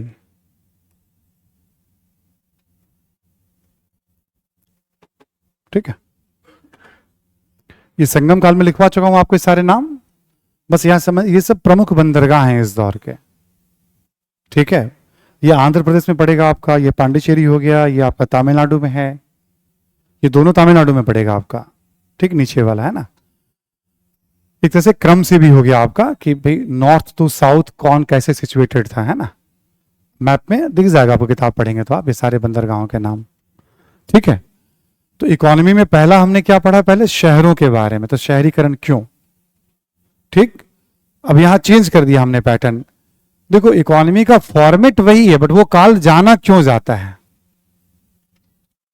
शहरों के लिए जाना जाता है। फिर अब व्यापार में विदेश व्यापार के लिए, मौर्यों के समय तो आंतरिक व्यापार वैसे ही चरम पे पहुंच गया था। मौर्यों का तो शासन था ना, अफगानिस्तान से लेके तमिलनाडु सीमा तक, कर्नाटक तक। जब एक ही राजा का शासन है तो आसानी से व्यापार वगैरह हो रहा था, तो नेटवर्क तो तभी बन गया था। मौर्यकालीन नेटवर्क का ही तो फायदा मिला। जब नए नए राज्य होंगे तो खर्चे बढ़ जाते हैं उनके। अब नया राज्य है तो वो सेना रखेगा, अधिकारी कर्मचारी रखेंगे, रेवेन्यू कलेक्शन करेंगे, वो चाहेंगे ना कुछ नया करें, लोग कुछ बिल्डिंग बिल्डिंग बनाएंगे, कुछ मंदिर जो भी बना सकते हैं, इमारतें वगैरह, स्तूप वगैरह बनाओ भाई, पैसा दो उसको। लोग कैसे जानेंगे उसको, मतलब राज्य में ना पहचान की भी भूख होती है ना, राजनीतिक ताकत के तौर पे जाने, मूर्तियों के रूप में जाने, इमारतों के रूप में। राज्य में एक पहचान की भूख, देखो हम लोग का पूरा जीवन है, जैसे आप देखोगे पैसा, पहचान, इन सब के लिए चलता रहता है। जिसके पास खूब पैसा आ जाता है वह पहचान के लिए संघर्ष करता है, जिसके पास पहचान है, ठीक है, वो परेशान होता है पैसे के लिए, जिसके पास दोनों नहीं है वो दोनों के लिए जिस समय आप आईएएस बन गए, पहचान की समस्या खत्म। नहीं, वो तो आपको देखना है पैसों की समस्या खत्म हुई कि नहीं हुई। अभी न्यूज पढ़ते होंगे, झारखंड में एक अधिकारी हैं और अभी ईडी का 25 ठिकानों पे रेड पड़ा उनके, मतलब है ना। एक मंत्री जी के किसी रिश्तेदार पे भी पड़ा है रेड, और एक आईएएस ऑफिसर है, अभी जस्ट रिसेंट 2-3 दिन पहले का न्यूज है। हमने साथ ही इंटरव्यू दिया था। तो अब देखो, ये हंसी तो उनके चेहरे पे नहीं होगी ना, मतलब सही बेशक ईमानदार होंगे वो, या जो भी होगा, मतलब मुझे नहीं पता, ठीक है ना, कोई संपर्क नहीं है मेरा उनसे, ऐसी कोई पहचान नहीं थी। बट हाँ, हम लोग आसपास वाले हॉस्टल में ही रहते थे उस दौर में, और फेस टू फेस जानते थे एक दूसरे को, मतलब बाकी ऐसा कोई परिचय नहीं था उनसे मेरा। नहीं, संबंध जब थे ही नहीं तो फिर कैसे संबंध। अब मैं कह रहा हूँ, पढ़ रहा था मैं, जानकारी थी कि भाई वो बन गए हैं। उस दौर में उन्हें भी पता था इंटरव्यू मैंने दिया, मेरा सिलेक्शन नहीं हुआ है, ठीक है, बैचमेट हुए हम लोग, मतलब यहाँ डीयू में, है ना। अब अचानक से खबर पड़ी, मैं कहा ये क्या हो गया, इसकी खबर, ठीक है। जब मैं ये देखता हूँ, फिर मुझे लगता है कि देखो, अब सही गलत अब तो फैसला होगा आगे, जब वो मामला कुछ मिला नहीं मिला, अदालत में मैटर जाएगा, हम कैसे बता देंगे क्या स्थिति है। बट ये मैं जरूर सोचता हूँ कि इतना मेहनत करके बनते हैं लोग, इतना धूम धड़ाके से लोग स्वागत करते हैं, और जब इस तरह की नौबत आती है तो सारी प्रतिष्ठा जो है धूमिल। तो हमें ना घटनाओं से सबक लेना चाहिए। अब चूंकि साथ वाले, तो मैं तो देख ही रहा हूं, कुछ बैचमेट्स के कॉल भी आए थे हमारे पास, एक आधा अधिकारी के भी, और अलग अलग पोस्ट में, जैसे ऑडिट अकाउंट सर्विस में एक हैं, एक आईपीएस हैं, जो सब उस दौर के हैं। एक दो दिनों से हमारे पर्सनल ग्रुप में, हॉस्टल वाले ग्रुप में चर्चा चल रहा था इसके ऊपर, ठीक है, कि भाई हाँ, कि इस तरह की बातें हैं, उस पर सब बातें हो रही थी। जिनके साथ मैं ज्यादा जुड़ा हुआ हूं, जो उनसे भी जुड़े हुए थे, वो लोग कुछ उसमें हैं अधिकारी वैसे, तो इस पर चर्चा चल रही थी कि क्या खोया क्या पाया। भाई सब 15-20 साल जॉब कर चुके हैं, तो अब ये देखते हैं ना कि हम गलत कर रहे हैं तो क्या पा रहे हैं हम बच्चों को क्या संस्कार दे रहे हैं, अपनी पीढ़ी को, दोस्तों में क्या पहचान छोड़ रहे हैं, अपने समाज में क्या पहचान छोड़ रहे हैं, यदि गलत कर रहे हैं तो ये सब सोचना चाहिए। ऐसा नहीं कि आपकी उम्र बहुत कम है अभी, इसी तरह की आदतें डालनी भी चाहिए हमें। तो इसलिए हमने कहा, पहचान की समस्या तो खत्म, ठीक है, जरूरत की यदि बात करेंगे तो सरकार इतना पैसा देती है कि आपको पैसे की कभी दिक्कत नहीं होगी, इतना वेतन मिल जाता है। गांधी जी कहते थे ना, लालच का कोई अंत नहीं है, प्रकृति तो जरूरतों को पूरा कर देती है। यकीन रखिएगा, आप आज जो आप खाना खाते हैं, जो आपके खाने पे खर्च होता है, आज खर्च होता है, मान लीजिए आप खाने पे आज 2000, 2500, 1000, 3000 जो भी खर्च करते होंगे खाने पे, आज से 10 साल के बाद जब नौकरी में भी रहेंगे तो बहुत ज्यादा 5000, 6000 खर्च करेंगे आप, ठीक, 6 लाख नहीं खा जाएंगे खाना, हमने देखा है। सोने के लिए एक बिस्तर चाहिए जहां हम सोते हैं, वो हो सकता है किसी महंगी की लकड़ी का बनवा चुके होंगे आप उस समय, बट सोना बिस्तर पे ही है, हवा में तो नहीं सोएंगे कि नहीं प्लेन एक रिजर्व करते हैं उसी में सोएंगे हवा में हम। ठीक है, तो जब आप रुक के कभी देखेंगे ना, बहुत पैसे कमा करके भी आपके ऊपर बहुत खर्च नहीं बढ़ना है, बट एक बार सुकून चली जाती है ना बेवजह के कारणों से, वजह हो समाज के लिए, गरीबों के लिए, राष्ट्र के लिए, वजह ढूंढते तो नींद नहीं जाएगी आपकी, बहुत दुआएं मिलती हैं फिर। बट बेवजह वजह के कारणों से जब आपकी नींद उड़ जाएगी ना, सब कुछ रहते हुए भी जब नींद नहीं आती है, तब लगता है कि हमने क्या कमाया। इसलिए दूसरे की घटनाओं से भी सबक लेनी है। क्योंकि मेरे साथ वाले हैं, अभी एक और मेरे बैचमेट हैं उसी समय के, अभी ज्वाइंट सेक्रेटरी हैं पीएमओ में यहाँ अभी, और एक वित्त मंत्रालय में है, सिर्फ सेम बैचमेट हम लोग उसी दौर के हैं, जो क्वालिफाई किए थे हम लोग डीयू में थे, ठीक है। तो परिचय से नहीं था हमारा मतलब कभी भी, बट मैं जानता था कि हाँ ये एग्जाम दे रहे हैं, इंटरव्यू दे रहे हैं, भी खबर रहती थी आसपास के हम लोग ग्रुप में की। तो ईश्वर करे सब ठीक हो, अच्छे से वो भी भाई क्लीन रहे अपना, है ना। लेकिन ये एक चीज है, आप खुद सोच के देखिएगा कभी आप, है ना, तो ऐसा मत मानिएगा कि ये सब चीजें अलग हो रही हैं, हम अलग चल रहे हैं, नहीं, ठीक है। और पद इतना दमदार होता है ये, कभी अतिरिक्त पैसे की किसी को जरूरत पड़े ना, तो उसको पद के दुरुपयोग करने की जरूरत नहीं है, पहचान ही काफी होती है।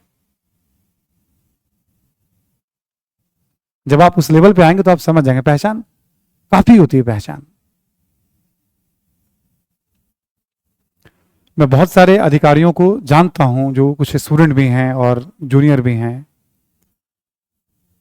मुझे ऐसा लगता है कि मतलब मैं कोई बताता नहीं है, बहुत सब एक वर्ड यूज करते हैं, घाघ, बोलचाल की भाषा, मतलब अपनी रहस्य को छिपा लेगा वो, कोई नहीं बताएगा क्या हुआ, क्योंकि भाई देखो आप गलत करते हो ना, एक से दूसरे को बताया तो दूर से दूसरों को पता चलने में टाइम नहीं लगता है, तो कोई शेयर नहीं करता है। बट मुझे ऐसा लगता है, मतलब कईयों को देख करके, कि उन्होंने गलत तरीके से पैसे अर्न जरूर किए होंगे, कॉन्फिडेंस उनका लो रहता है। हम सब गेट टुगेदर होता है जब हम बैठते हैं, जो उसमें ईमानदार हैं उसका कॉन्फिडेंस, उस मामले पे जो ईमानदार है, दोनों को कॉन्फिडेंस में बराबर ऑब्जर्व करता हूं, बहुत अंतर होता है कॉन्फिडेंस का।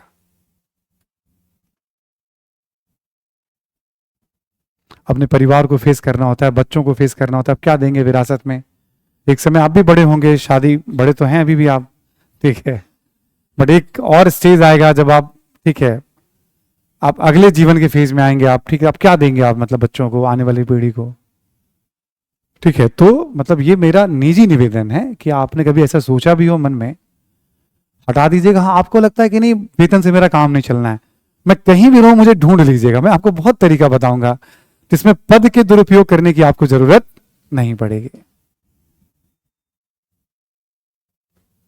पहचान काफी है कि आप बन गए हैं, ठीक है, बस थोड़ा धैर्य रखना पड़ेगा उसके लिए, कुछ और समय देने पड़ेंगे, है ना। मतलब कानूनन तो ये सब भी गलत होता है कि पद पे रहते हुए कोई और आय के साधन नहीं कर सकते हैं आप, लेकिन स्टिल पैसे की जरूरत किसी को कभी हो सकती है, ठीक है। बस ऐसी बात याद आ गई, पता नहीं कैसे बात निकल के आ गई, ठीक है।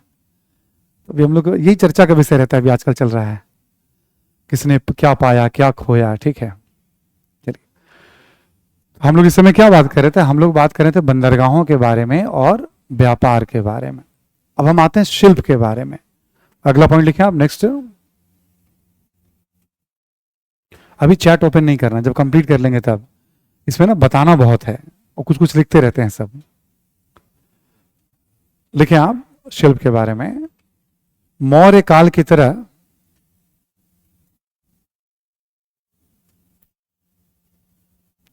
इस काल में भी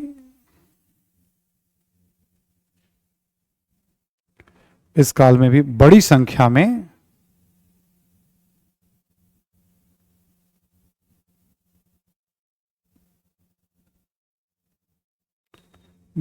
में शिल्पों की जानकारी मिलती है।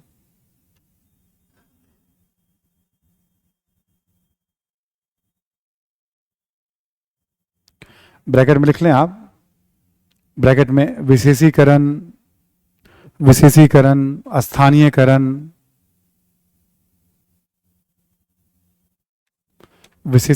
स्थानीयकरण, निगम, न्यायालय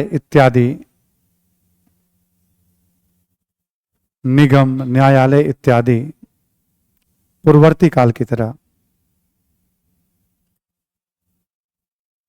ठीक है। ये सब मैं आपको बता चुका हूं बुद्ध काल में, याद होगा आपको, विशेषीकरण हुआ, स्थानीयकरण हुआ, गिल्ड बनने लग गए, महाश्रेष्ठी न्यायालय आ गया मौर्य काल में, ये सब तो है ही। उसके बावजूद बड़ी संख्या में हमें शिल्पों की जानकारी मिलती है। अगला पॉइंट लिखें कि मिलिंद प्रश्न में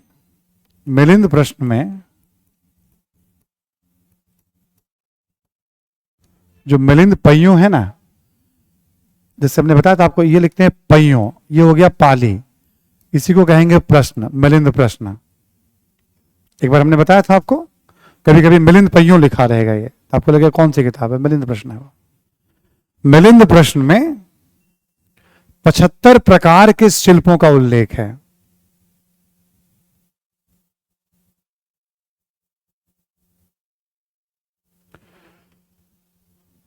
पचहत्तर प्रकार के शिल्पों का उल्लेख है, जिसमें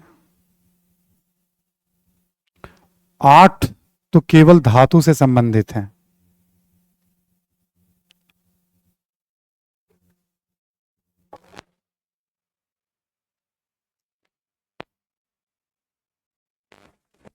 जिसमें 8 तो केवल धातु से संबंधित है, ठीक है। नेक्स्ट लिखें आप, लिखें विभिन्न शहरों की पहचान अलग अलग शिल्पों को लेकर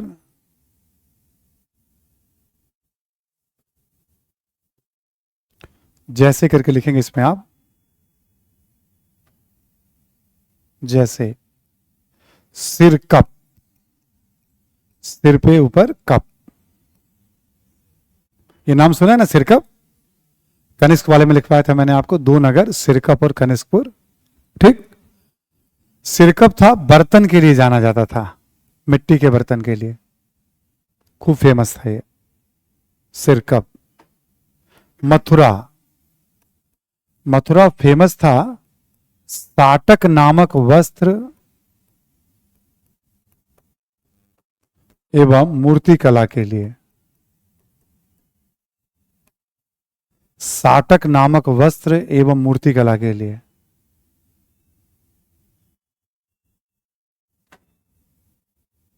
ठीक है। अरिकमेडु,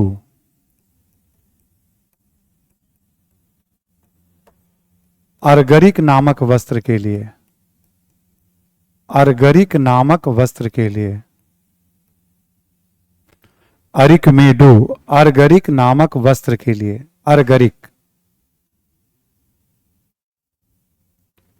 उरैयूर, रंगाई उद्योग के लिए,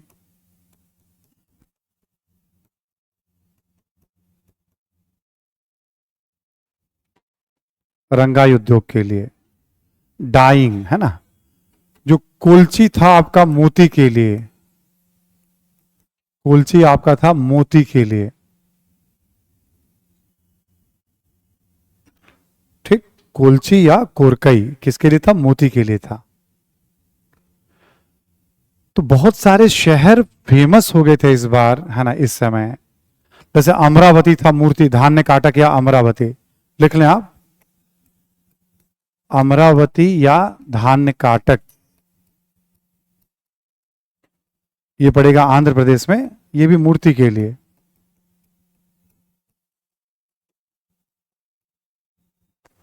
अमरावती या धान्य काटक ये भी था फेमस मूर्ति के लिए। ठीक है। तो इस बार बड़ी संख्या में ऐसे बहुत सारे जो अलग अलग चीजों के लिए जाने जा रहे हैं, ये एक चेंज आ जाएगा फिर मौर्य काल की तुलना में, जो ये विशेषता है। शिल्प में एक पॉइंट और लिखें आप, लिखें कि सातवाहनों के अधीन,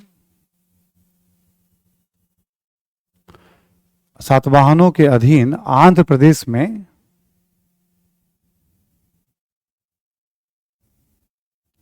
आंध्र प्रदेश में ग्रामीण क्षेत्रों में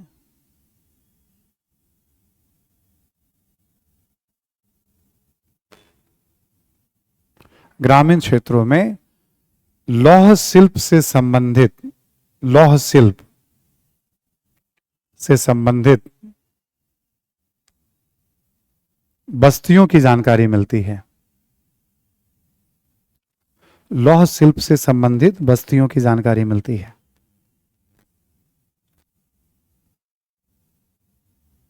ठीक है। अभी क्या स्पेशलाइजेशन, जैसे करीमनगर है, ये सब लिखा हुआ है आर्य शर्मा की किताब में सब, वहां पे गांव के गांव हैं जो शिल्पों पे काम कर रहे हैं, लोहे के शिल्प पे, और उसको एक्सपोर्ट किया जा रहा है। यानी शहर नहीं, ग्रामीण क्षेत्र में भी, शहरों से दूर भी शिल्पियों की बस्तियां लोहे के खान के आसपास। ठीक है। और वहां से सप्लाई हो रहा है अलग अलग क्षेत्रों में। तो शिल्प की पराकाष्ठा है। जैसे दिघ निकाय एक किताब है, नाम सुना दिघ निकाय का ना? सुत्त पिटक 5 निकायों में बता हुआ है, दिघ निकाय, मध्यम निकाय, संयुक्त निकाय, अंगुत्तर निकाय और खुद्दक निकाय। यस, टेस्ट की तैयारी चल रही है। बट एक हिंट में दे देता हूं, साहित्य पे कोई सवाल नहीं पूछ रहा हूं, थोड़ा राहत ले लीजिएगा। आप लोग जितना पढ़ा सो पढ़ लिया, है ना, मेरी बातों में मत आइएगा। बट वैसे हिंट ठीक दिया हमने, साहित्य पे सवाल तो नहीं पूछा है हमने। ठीक है, साहित्य पे नहीं पूछा है। नहीं नहीं, जेन्युइनली कह रहा हूं मैं। नहीं, आपने इतना पढ़ ही लिया तो पढ़ना तो जो पढ़ ही लिया आपने, अब टाइम कितना बचा है? आप तो कल राइटिंग करनी है आपको। ठीक है, चलिए इस पर तो बात कर लेंगे हम लोग। अभी जो हम बात कर रहे थे आपसे हम कि ग्रामीण क्षेत्रों में भी स्पेशलाइजेशन, ये अगले चरण को रिफ्लेक्ट कर रहा है शिल्प को ये। ठीक है, नेक्स्ट लिखें आप, ये शिल्प हो गया आपका। अब सिक्कों के बारे में लिखें आप।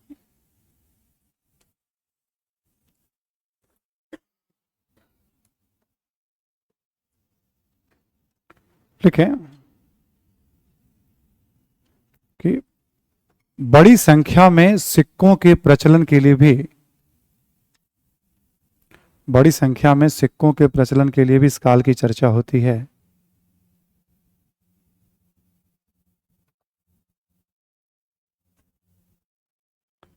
बड़ी संख्या में शिल्पों के, सिक्कों के प्रचलन के लिए भी इस काल की चर्चा होती है।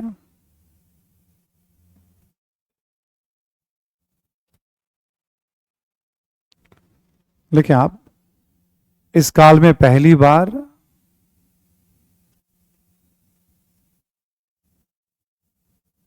इस काल में पहली बार लेख युक्त सिक्के,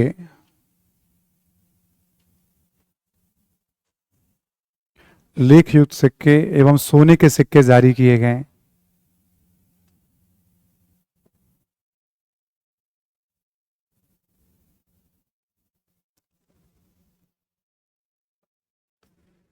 ठीक है, ब्रैकेट में लिख लेंगे आप इंडो ग्रीक, ब्रैकेट में लिख लेंगे आप इंडो ग्रीक, हिंद यूनानी। याद है ना सभी को? ये लिखवा चुका हूं, दोबारा मैं इसको रिपीट कर रहा हूं। इसी में लिखें आप, सिक्के जारी किए गए। लिखें, कुषाणों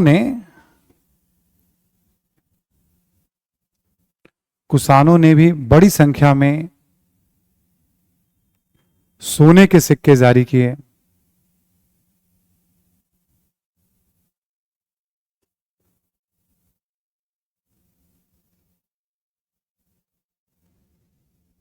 ठीक है, बड़ी संख्या में सोने के सिक्के जारी किए कुषाणों ने भी। हमने बताया था एक बहुत बड़ा कारण था रेशम मार्ग से, और कुषाणों का जहां शासन था मध्य एशिया में, कहीं सोने की खान है, सोने के खान पर भी उसका नियंत्रण था, प्लस रेशम मार्ग पे भी। ये उसकी समृद्धि का कारण माना गया कुषाणों का। अगला पॉइंट लिखें, शक शासकों ने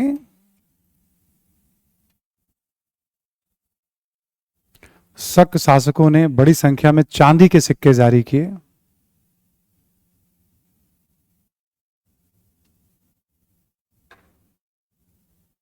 चांदी के सिक्के जारी किए। देखिए, सातवाहनों ने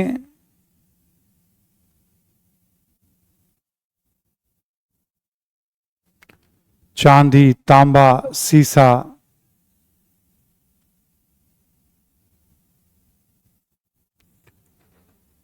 इत्यादि धातुओं के सिक्के जारी किए।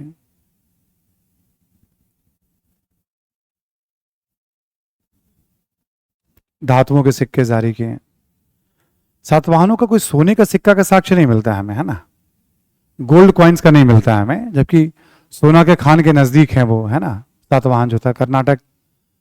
बट कोई गोल्ड कॉइन का साक्ष्य नहीं मिलता। गोल्ड कॉइन मिल रहा है हमें, बट बाहर के कॉइन मिल रहे हैं उसके। चांदी का सिक्का मिल रहा है क्योंकि शकों को हराया था और री इशू किया था। तांबा का, सीसा का या मिक्स धातु का खूब, कांसे का, सब खूब सिक्का मिल रहा है।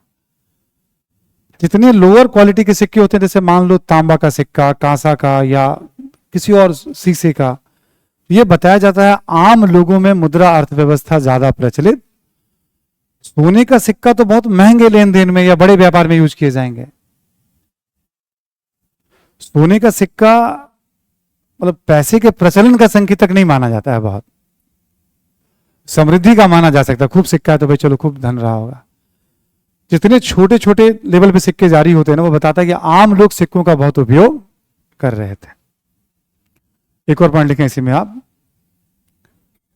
लिखें सुदूर दक्षिण। सुदूर दक्षिण का मतलब हम संगम काल की बात कर रहे हैं। दक्षिण का मतलब विंध्य पर्वत से दक्षिण, और सुदूर दक्षिण यानी एक तरह से कावेरी नदी से दक्षिण की भी बात हम कर रहे हैं इसमें।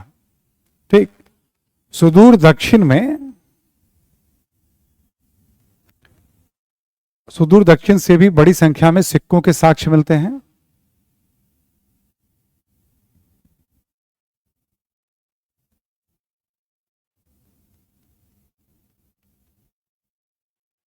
सिक्कों के साक्ष्य मिलते हैं। रोमन सिक्कों के सर्वाधिक साक्ष्य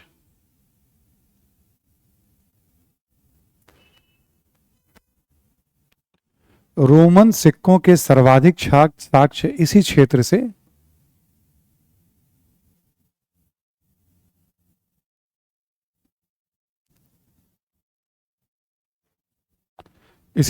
प्राप्त होते हैं।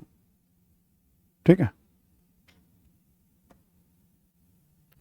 रोमन सिक्कों के सर्वाधिक साक्ष्य इसी क्षेत्र से प्राप्त होते हैं। जो रोमन ट्रेड था तो सातवाहन के पास से भी सिक्का मिलेगा रोमन का, बट सबसे ज्यादा ट्रेड होता था मुजरिस से, अरिकमेडू से। ये सब मेजर सेंटर थे रोमन ट्रेड। जो मसाला खरीदना होता था उनको, और कपड़े भी यहां मिल जाते थे उनको। तो रोम का व्यापार विंध्य पर्वत के नीचे ज्यादा हुआ दक्षिण भारत में, वो भी फार साउथ में। तो हर जगह से हमें सिक्कों के साक्ष्य इस समय। तो देखो, सिक्कों के प्रचलन से क्या होता है? लेन देन में सहूलियत होती है, खरीद बिक्री में, सुदूर व्यापार में आसानी होती है, कर संग्रह में आसानी होती है, वेतन देने में। जितने अधिकारी कर्मचारी सबको वेतन दिया जा रहा है इस समय। सिक्का है तो वेतन देने में सहूलियत, टैक्स कलेक्शन में सहूलियत, सुदूर व्यापार में सहूलियत। तो सिक्कों के कारण काम बहुत आसान हो जाता है, क्वाइंस के कारण। सुन पा रहे ना सभी लोग? 4 बड़े बदलाव, चारों क्षेत्र के एग्जाम्पल, तीनों क्षेत्र के। नॉर्थ में क्या हो रहा है, बीच वाले सातवाहन में क्या हो रहा है, और अब आपसे मैं ये कहूं, सिक्कों का फायदा क्या लिखने की जरूरत नहीं है, ये आपको समझा चुका हूं, ये प्रमाण हमने ले लिया। अब मैं इतना कहूं आपसे कि भाई सातवाहन कालीन समाज और अर्थव्यवस्था के बारे में संक्षेप में बताएं। सुन रहे हैं आप? क्वेश्चन लिखने की जरूरत नहीं है आपको। अब क्वेश्चन का एक ही जैसा पैटर्न है, अब नया कुछ नहीं लिखना आपको। अब खुद सोचिए, सातवाहन कालीन समाज और अर्थव्यवस्था, तो परिचय में क्या देंगे? भाई मौर्यों के पतन के बाद इन क्षेत्रों पर सातवाहनों का शासन स्थापित हुआ। महाराष्ट्र, आंध्र प्रदेश और उत्तरी कर्नाटक दे दिया परिचय में हमने। या 2री सदी ईसा पूर्व से लेकर 3री सदी ईस्वी तक सातवाहनों का शासन इन क्षेत्रों पर रहा है। ठीक है, सातवाहन कालीन बड़ी संख्या में हमें अभिलेख, सिक्के और साहित्यिक साक्ष्य मिलते हैं। उससे सामाजिक आर्थिक जीवन के बारे में हमें निम्नलिखित जानकारी। अब सामाजिक जीवन के बारे में तो अब आपके दिमाग में क्या रखना होगा? वर्ण व्यवस्था। ठीक है, कॉन्सेप्ट को हमने बता दिया। वर्ण व्यवस्था, जाति प्रथा, छुआछूत, दास प्रथा, महिलाओं की दशा, ठीक है, खान पान, आवासीय संरचना, अंतिम संस्कार, धर्म।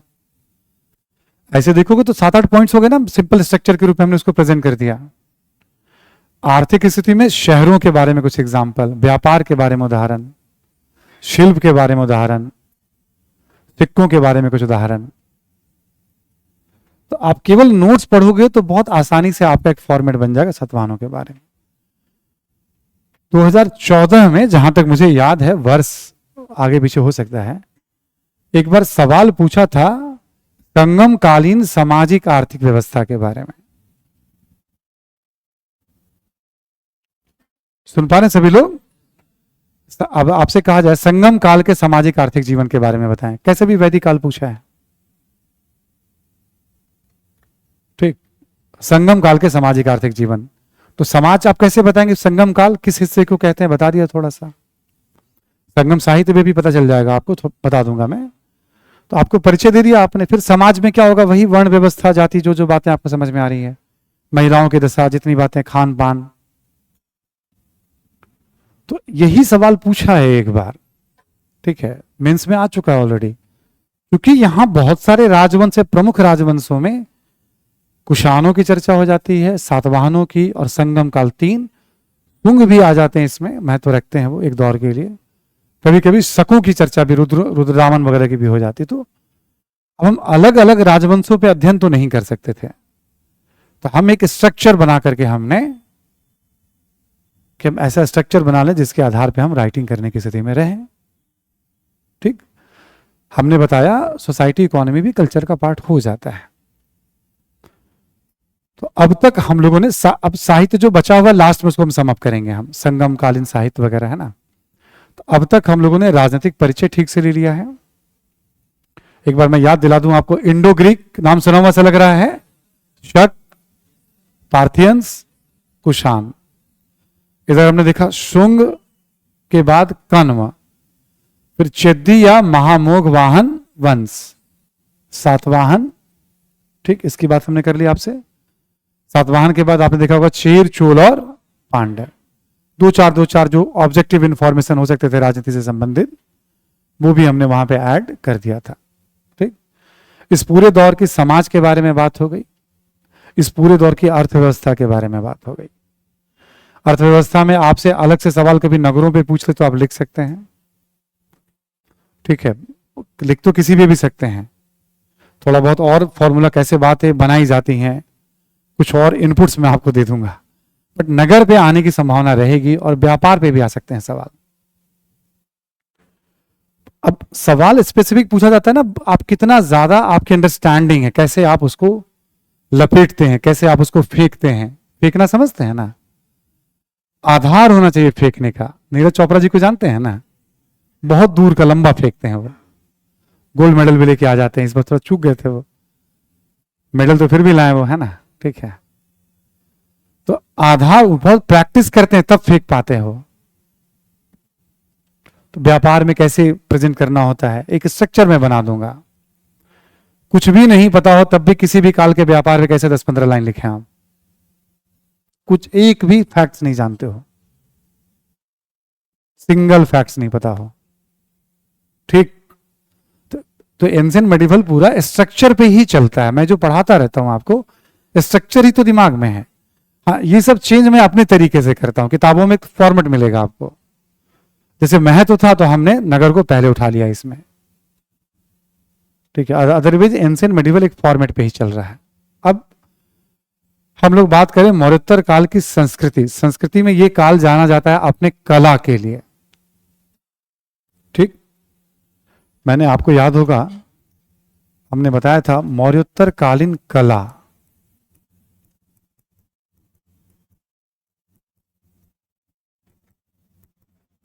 कला का मतलब है 2nd सेंचुरी बीसी से 3rd सेंचुरी एडी।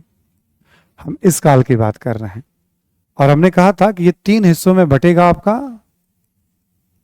स्थापत्य आपने पढ़ना है यहां पे, मूर्तिकला आपने पढ़ना है यहां पे, चित्रकला पढ़ेंगे नहीं यहां पे, लेकिन थोड़ा बहुत चर्चा हो जाती है सातवाहनों की, वाकटकों की। ठीक है, अभी हमने वाकटक वगैरह का नहीं लिया है, वाकटक, इक्ष्वाकु, सातवाहनों के पतन के बाद, वो सब भी लिखवाऊंगा आगे मैं जब बात करूंगा तो आपसे। स्थापत्य कला में आपको याद होगा हमें इस समय क्या पढ़ना है, स्तूप के बारे में, चैत्य इस समय बहुत आपको दिखेंगे और विहार दिखेंगे आपको। अब स्तूप क्या होता है, जो बात हमने आपको एक बार बता दी, तो यहां पे भी अब दोबारा नहीं जानना है हमें। वर्गीकरण स्तूप क्या होता है समझा दिया, याद करिए मौर्य काल में बता दिया था मैंने आपको। स्तूप का वर्गीकरण करवा दिया था आपको, संरचना आपको बता दी गई थी। छत्र होता है, हर्मिका होती है, अर्धगोलाकार ढांचा होता है। ठीक है, चबूतरा यानी मेधी होता है, प्रवेश द्वार यानी तोरण होते हैं, वेदिका होता है, प्रदक्षिणा पथ होता है। स्ट्रक्चर स्तूप क्यों बुद्ध चाहते थे तो उसके बारे में बताया। मौर्य काल में क्या हुआ, अब जहां छोड़ा था हमने स्तूप, अब उससे आगे बात करेंगे। अब स्तूप हमें बस केवल समझना है कि इस काल में किन किन शासकों के दौर में स्तूप स्थापत्य का विकास और क्या हुआ उसमें, यदि कुछ नया हुआ तो। ठीक, बस ये लिखेंगे। चैत्य पहली बार अभी नाम आ रहा है, इस दौर में बड़ी संख्या में चैत्य बनाए गए हैं, खास करके सातवाहनों के संरक्षण में, वो लिख लेंगे हम। विहार का कॉन्सेप्ट हमने बता दिया है, कुछ उदाहरण इसमें और ऐड कर देंगे हम। ये हो जाएगा आपका भी 20-15-25 मिनट में। देखिए आप शीर्षक देते हैं अब आप, मौर्योत्तर कालीन कला 2nd सेंचुरी बीसी से 3rd सेंचुरी एडी। मूर्तिकला में अलग से बात करेंगे, गंधार, मथुरा और अमरावती। ठीक, चित्रकला अलग से बात करेंगे। फिलहाल हम बात कर रहे हैं आपसे स्थापत्य कला। ठीक है, कला में हम क्या पढ़ने जा रहे हैं? स्थापत्य कला। ठीक है, नोट कर लिया आपने? अब आइए स्थापत्य में।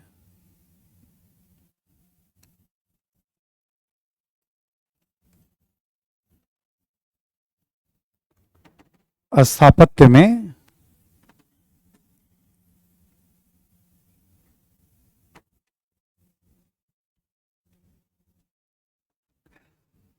हम जब आर्किटेक्चर की बात कर रहे हैं, यहाँ स्थापत्य की बात कर रहे हैं हम लोग यहाँ पे, सबसे पहले हम लेंगे स्तूप।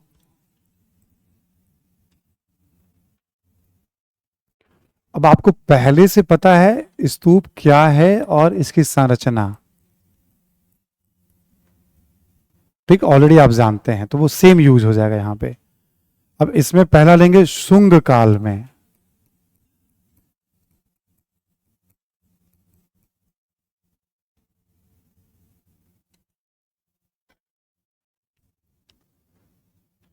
दिव्यावधान किताब का तो नाम हमने लिया ही था एक बार, आपको याद होगा कि उसमें कहा गया कि अशोक ने 84,000 स्तूपों का निर्माण, और उसी में कहा गया है कि पुष्यमित्र शुंग ने बड़ी संख्या में स्तूपों को नुकसान, क्योंकि वो ब्राह्मण धर्म का संरक्षक था और उसने स्तूपों को नुकसान। बट पुरातात्विक साक्ष्यों से यह पता चलता है कि इस काल में भी स्तूपों का निर्माण, जब हम कहते हैं काल में निर्माण, तो इसका यह मतलब नहीं कि राज्य के द्वारा निर्माण किया गया है। बौद्ध धर्म के अनुयायियों के द्वारा, व्यापारियों के द्वारा, शिल्पियों के द्वारा। मौर्य कला राजकीय कला है, बट अभी हम स्तूप की बात करें, ये राजकीय नहीं है। सातवाहन ब्राह्मण तो ठीक उस दौर निर्माण हो रहा है, ये बताता है कि सहिष्णु दौर है, वरना तोड़ने के बाद दोबारा निर्माण क्यों होने देता वो, ये बताता है बस। राज्य का रोल होगा तो वो जानकारी है, राज्य का रोल नहीं है इसमें, बस जो अनुयायी हैं उनके द्वारा निर्माण किया जा रहा है। ठीक, लिखें आप कि साहित्यिक स्रोतों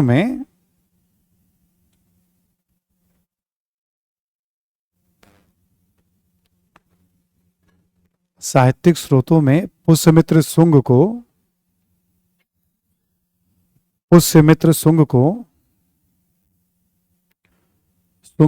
स्तूपों का विनाश करने वाला बताया गया है, नष्ट करने वाला बताया गया है। स्तूपों का विनाशक बताया गया है, विनाशक बताया गया है। हालांकि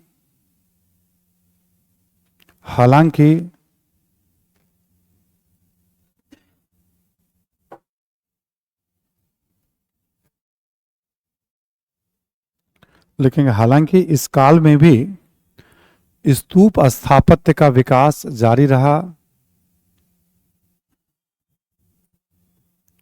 जारी रहा।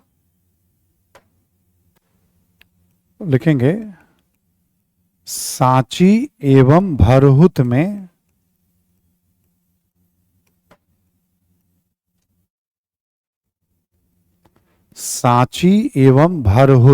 भरहुत मध्य प्रदेश में पड़ता है, सांची भी मध्य प्रदेश में पड़ता है। सांची एवं भरहुत में स्तूपों का निर्माण किया गया,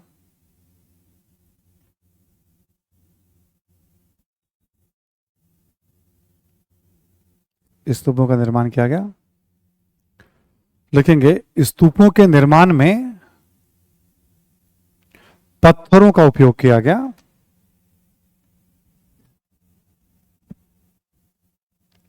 स्तूपों के निर्माण में पत्थरों का उपयोग किया गया।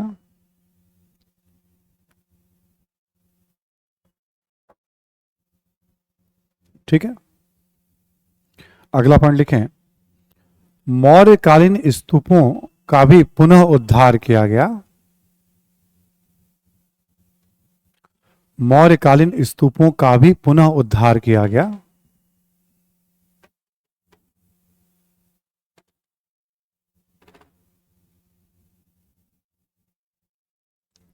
ठीक है, लिखें आप कि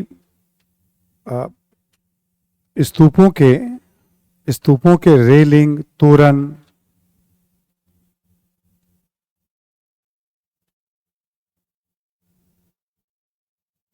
स्तूपों के रेलिंग, तोरण, तोरण यानी प्रवेश द्वार इत्यादि का पत्थरों से निर्माण कराया गया।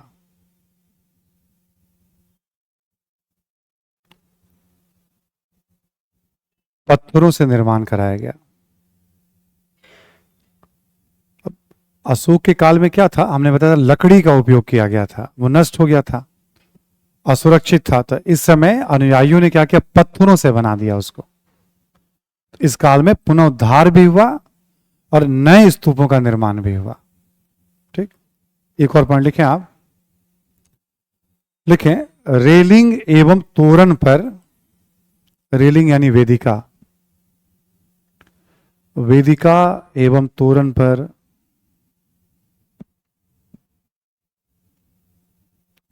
वेदिका एवं तोरण पर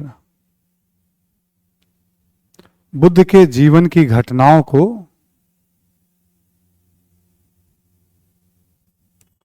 बुद्ध के जीवन की घटनाओं को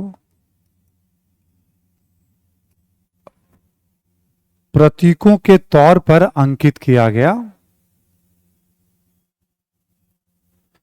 प्रतीकों के तौर पर अंकित किया गया।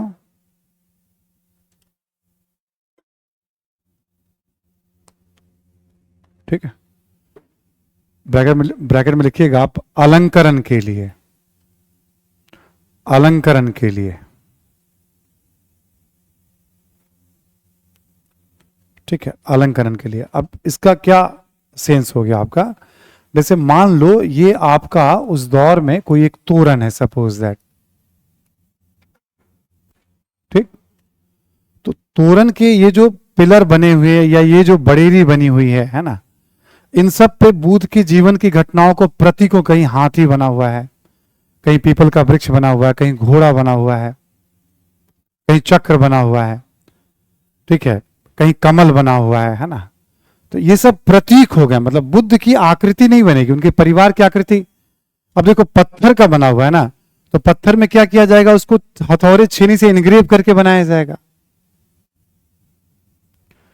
तो उत्कीर्ण कहते हैं इसको, हम लोग कहते हैं उत्कीर्ण या उकेरा गया या उत्कीर्ण किया गया, है ना, या कभी कभी लिखेंगे उकेरा गया। चित्र नहीं बनाए जा रहे, कलर नहीं किया जा रहा है, बल्कि पत्थरों में उत्कीर्ण किया जा रहा है, नक्काशी जो होता है वो किया जा रहा है, बनाया जा रहा है। तो बुद्ध के जीवन की घटनाओं को प्रतीकों के तौर पे, ताकि वो और बेहतर लगे, सुंदर लगे। क्योंकि इस समय महायान नहीं आया, शुंगों का शासन कब से कब तक है, 185 ईसा पूर्व से 75 ईसा पूर्व तक। मूर्तियां कब बनेंगी बुद्ध की और बोधिसत्व की, जब महायान आ जाएगा। तो महायान के बाद मूर्तियां बनाई जाएंगी इन सब के ऊपर। यानी 1st सेंचुरी एडी के अंतिम दशक के बाद जहां जहां स्तूप वगैरह बनेंगे, मतलब मान लो सातवाहन क्षेत्र में कहीं और, तो उनपे मूर्तियों से भी अलंकरण हो सकता है, जातक कथाओं को भी उस पर चित्रित किया जाएगा। आपको याद है बुद्ध की जीवनी मैंने बताई थी कहते हुए कि आप जैसे घटनाओं को ध्यान में रखेंगे तो अलंकरण में वही सारी चीजें यूज की जाती हैं मोटिव के रूप में। तो एक तो तोरण में हो गया ये काम, और ऐसे ही जो स्तूप के चारों तरफ रेलिंग बना हुआ है, तो रेलिंग के दीवारों पर भी ऐसे अंकित किया जाएगा। मैंने बताया था, मान लो ये स्तूप है आपका, चारों तरफ सुरक्षा दीवार है, तो दीवारों पर भी बुद्ध के जीवन की घटनाओं को उत्कीर्ण, आगे फिर ये मूर्तियों का रूप धारण कर लेगा। यदि महायानी स्तूप है तो मूर्तियां मिलेंगी, प्रतीक भी मिलेंगे और मूर्तियां भी मिलेंगे, और हीन यानी है तो प्रतीक मिलेंगे, मूर्तियां आपको नहीं मिलेंगे। इसके ऊपर, दीवारों के ऊपर मूर्तियां उत्कीर्ण करके निर्माण के साथ ही सब बना करके वहां फिट किया जाएगा उसको। ठीक, तो अब जीवन की सारी घटनाएं, किताबों की जो बातें अपनी जगह, अब वो सब घटनाएं दीवारों पर भी उत्कीर्ण है। तो इसको कहते हैं ना पुरातत्विक साक्ष्य और साहित्यिक साक्ष्य, जब दोनों मिल जाते हैं तो प्रामाणिकता और बढ़ जाती है। क्यों? क्योंकि दीवार जो उस समय बनाए गए वो रह गए हैं मान लो उस दौर से, और अलग अलग दौर में उसका उल्लेख भी मिल रहा है कि हाँ ऐसा है वहां पे। ठीक है, तो वो बताता है कि हाँ जीवन में ऐसी घटना है, किताबों में भी उल्लेख है और दीवारों पे भी उल्लेख है। पर दीवारों पे कितना उल्लेख करेंगे आप, किताबों में तो बहुत ज्यादा उल्लेख होता है। इसलिए पुरातात्विक साक्ष्य देखोगे आप तो कभी विस्तार नहीं देगा, विस्तार हमेशा किताब ही देंगे। मैं जितनी बातें हम आपको बता रहा हूं, चित्र बना के मुझे पढ़ाना तो कितना पढ़ा पाऊंगा मैं, पूरे क्लास में चित्र बना दूं तो वो तो लिखवा करके ही आपको आपकी कॉपी में ही विस्तार दिया जा सकता है। ठीक है, ये वाली बात, तो दोनों को यूज करते हैं। आपको याद होगा पुरातात्विक स्रोत का मतलब अभिलेख, सिक्के, चित्रकला, ठीक है, और इमारत है, मूर्तिकला, भौतिक अवशेष, ये सब माने जाते हैं पुरातात्विक साक्ष्य। तो जो कला होता है ना वो अपने आप में पुरातात्विक साक्ष्य होता है। ठीक, बस समझते रहिएगा खाली आप, क्योंकि यूपीएससी क्या करेगी, कला का क्या महत्व है, पूछ दिया, 2 बार 3 बार पूछ चुकी है वो किसी दौर के कला के बारे में। क्यों? पुरातात्विक साक्ष्य से जुड़ा हुआ इतिहास निर्माण में क्या रोल है। इतिहास निर्माण का मतलब राजनीतिक, आर्थिक, सामाजिक, सांस्कृतिक, उसको देख करके हमें क्या क्या पता चलता है। 2-2, 3-3, 4-4 लाइन हमें लिखना। ऐसा भी सवाल मेंस में 2-3 बार आ चुका है, इजीएस्ट सवाल है। यदि पढ़ने के पैटर्न में है तो, नहीं पैटर्न में है तो कोई भी टफ लगेगा हमें। ठीक है, ये आसान सा सवाल था। कुछ डिफिकल्ट क्वेश्चन पूछे गए हैं कला में, ऐसा नहीं कि सारा आसान ही पूछा गया है। मतलब सामान्य जानकारी से थोड़ा ऊपर चाहिए उसके लिए जानकारी, तो वो तो एग्जाम का नेचर में ही है, मिक्स तो रहेगा ही रहेगा। लिख लिया आपने? तो अब जैसे आपसे पूछा जाए शुंग काल तक स्तूप स्थापत्य के विकास के बारे में बताएं। स्तूप क्या है, स्तूप की संरचना आपने बता दी, बुद्ध के समय क्या हुआ, अशोक के समय क्या हुआ, शुंगों के समय क्या हुआ। एक उत्तर आपका ऐसे तैयार। समझ में आ रही बात? तो यदि केवल मैं आपको कला पढ़ाता अलग से तो ऐसे ही पढ़ाता, स्तूप स्थापत्य एक साथ। पूरा टॉपिक कवर करने में क्या होता है कि हम किसी तरह के प्रश्न को मेंस में हम हैंडल करने की स्थिति में, क्योंकि प्रश्न केवल कला पर आधारित नहीं आते हैं। ठीक है, अब ये लिख लिया आपने, सातवाहन लिख लिया, इसके बाद बी, शुंग काल के बाद लिखें आप सातवाहन काल।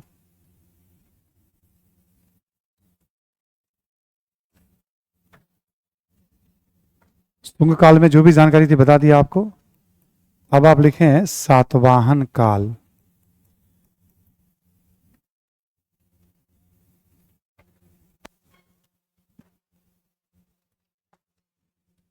ठीक है, सातवाहन काल।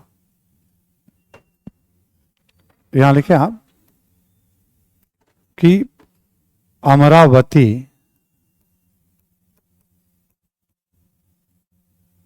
ठीक है, नागार्जुन कोंड,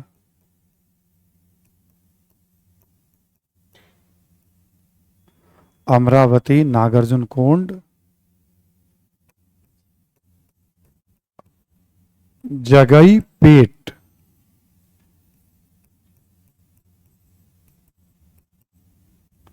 जगह है आंध्रा में, भट्टी प्रोलू, नहीं भी याद रहे तो परेशान मत होइएगा, लिख लीजिए। अमरावती नागार्जुन कोंड, जगई पेट, भट्टी प्रोलू, ठीक है, इत्यादि स्थलों से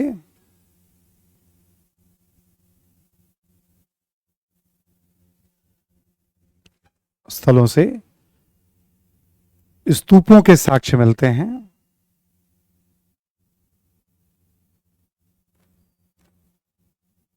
साक्ष्य मिलते हैं इसमें अमरावती, इसमें अमरावती और नागार्जुन कोंड के स्तूप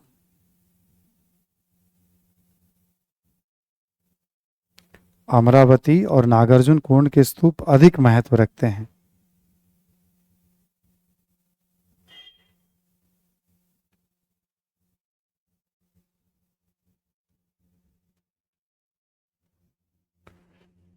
अधिक महत्व रखते हैं, महत्व का मतलब कला के दृष्टिकोण से। ठीक, ये सब आंध्रा में पड़ेगा, चारों जगह। चारों कहां पे है? आंध्र प्रदेश में।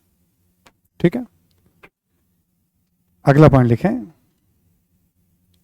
स्तूपों के निर्माण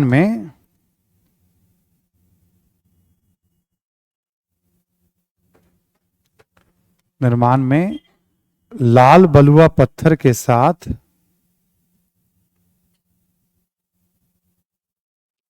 स्तूपों के निर्माण में लाल बलुआ पत्थर के साथ संगमरमर का भी उपयोग किया गया है। संगमरमर का भी उपयोग किया गया है।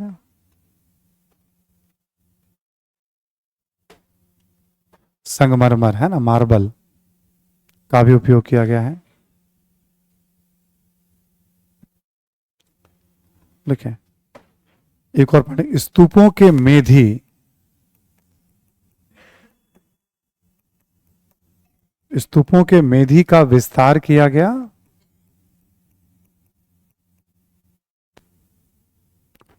मेधी यानी चबूतरे का विस्तार किया गया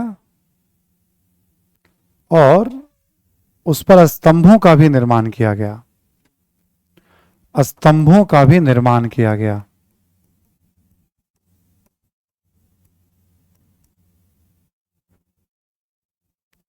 स्तंभों का भी निर्माण किया गया। इसके लिए आयक शब्द का यूज किया गया है। आयक, ठीक, स्तंभों का निर्माण किया गया, इसके लिए आयक शब्द का यूज किया गया है। ठीक, ये लिखा हुआ है आयक। सातवाहन काल की बात कर रहे हैं हम लोग। ठीक है, एक और लिख लें आप, सातवाहन कालीन स्तूपों पर, स्तूपों के अलंकरण पर कर लीजिएगा। सातवाहन कालीन स्तूपों के अलंकरण पर महायानी एवं हीनयानी दोनों प्रभाव, महायानी एवं हीनयानी दोनों प्रभाव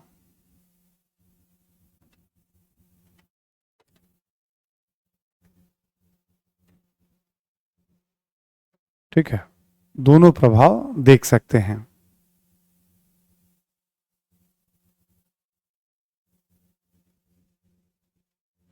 ठीक है, डन।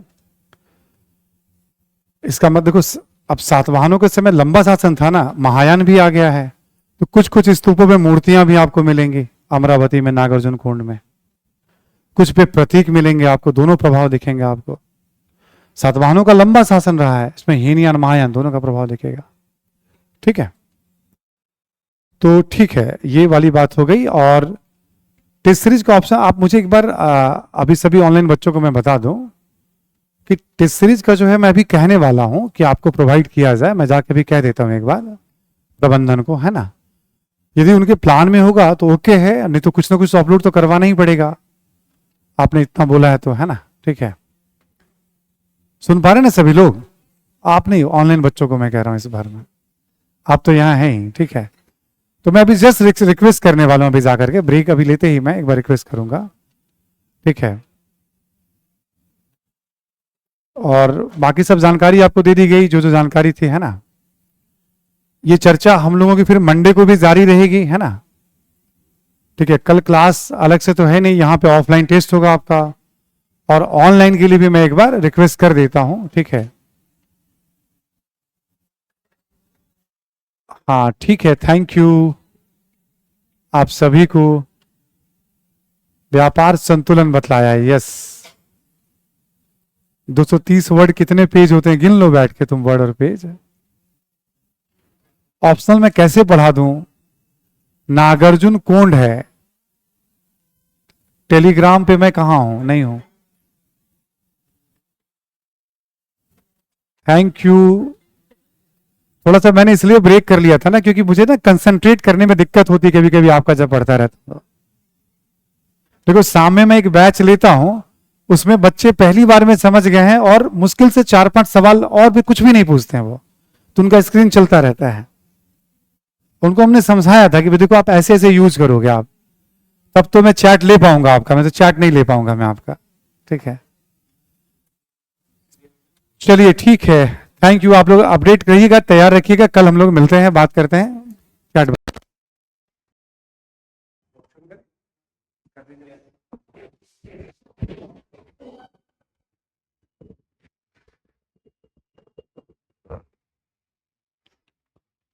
आगे हम लोग लाइव स्ट्रीमिंग पे स्टार्ट। ओके,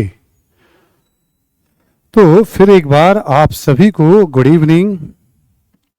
हम लोग बात कर रहे हैं इस समय सामाजिक धार्मिक सुधार आंदोलन टॉपिक है हमारा मॉडर्न इंडिया का, और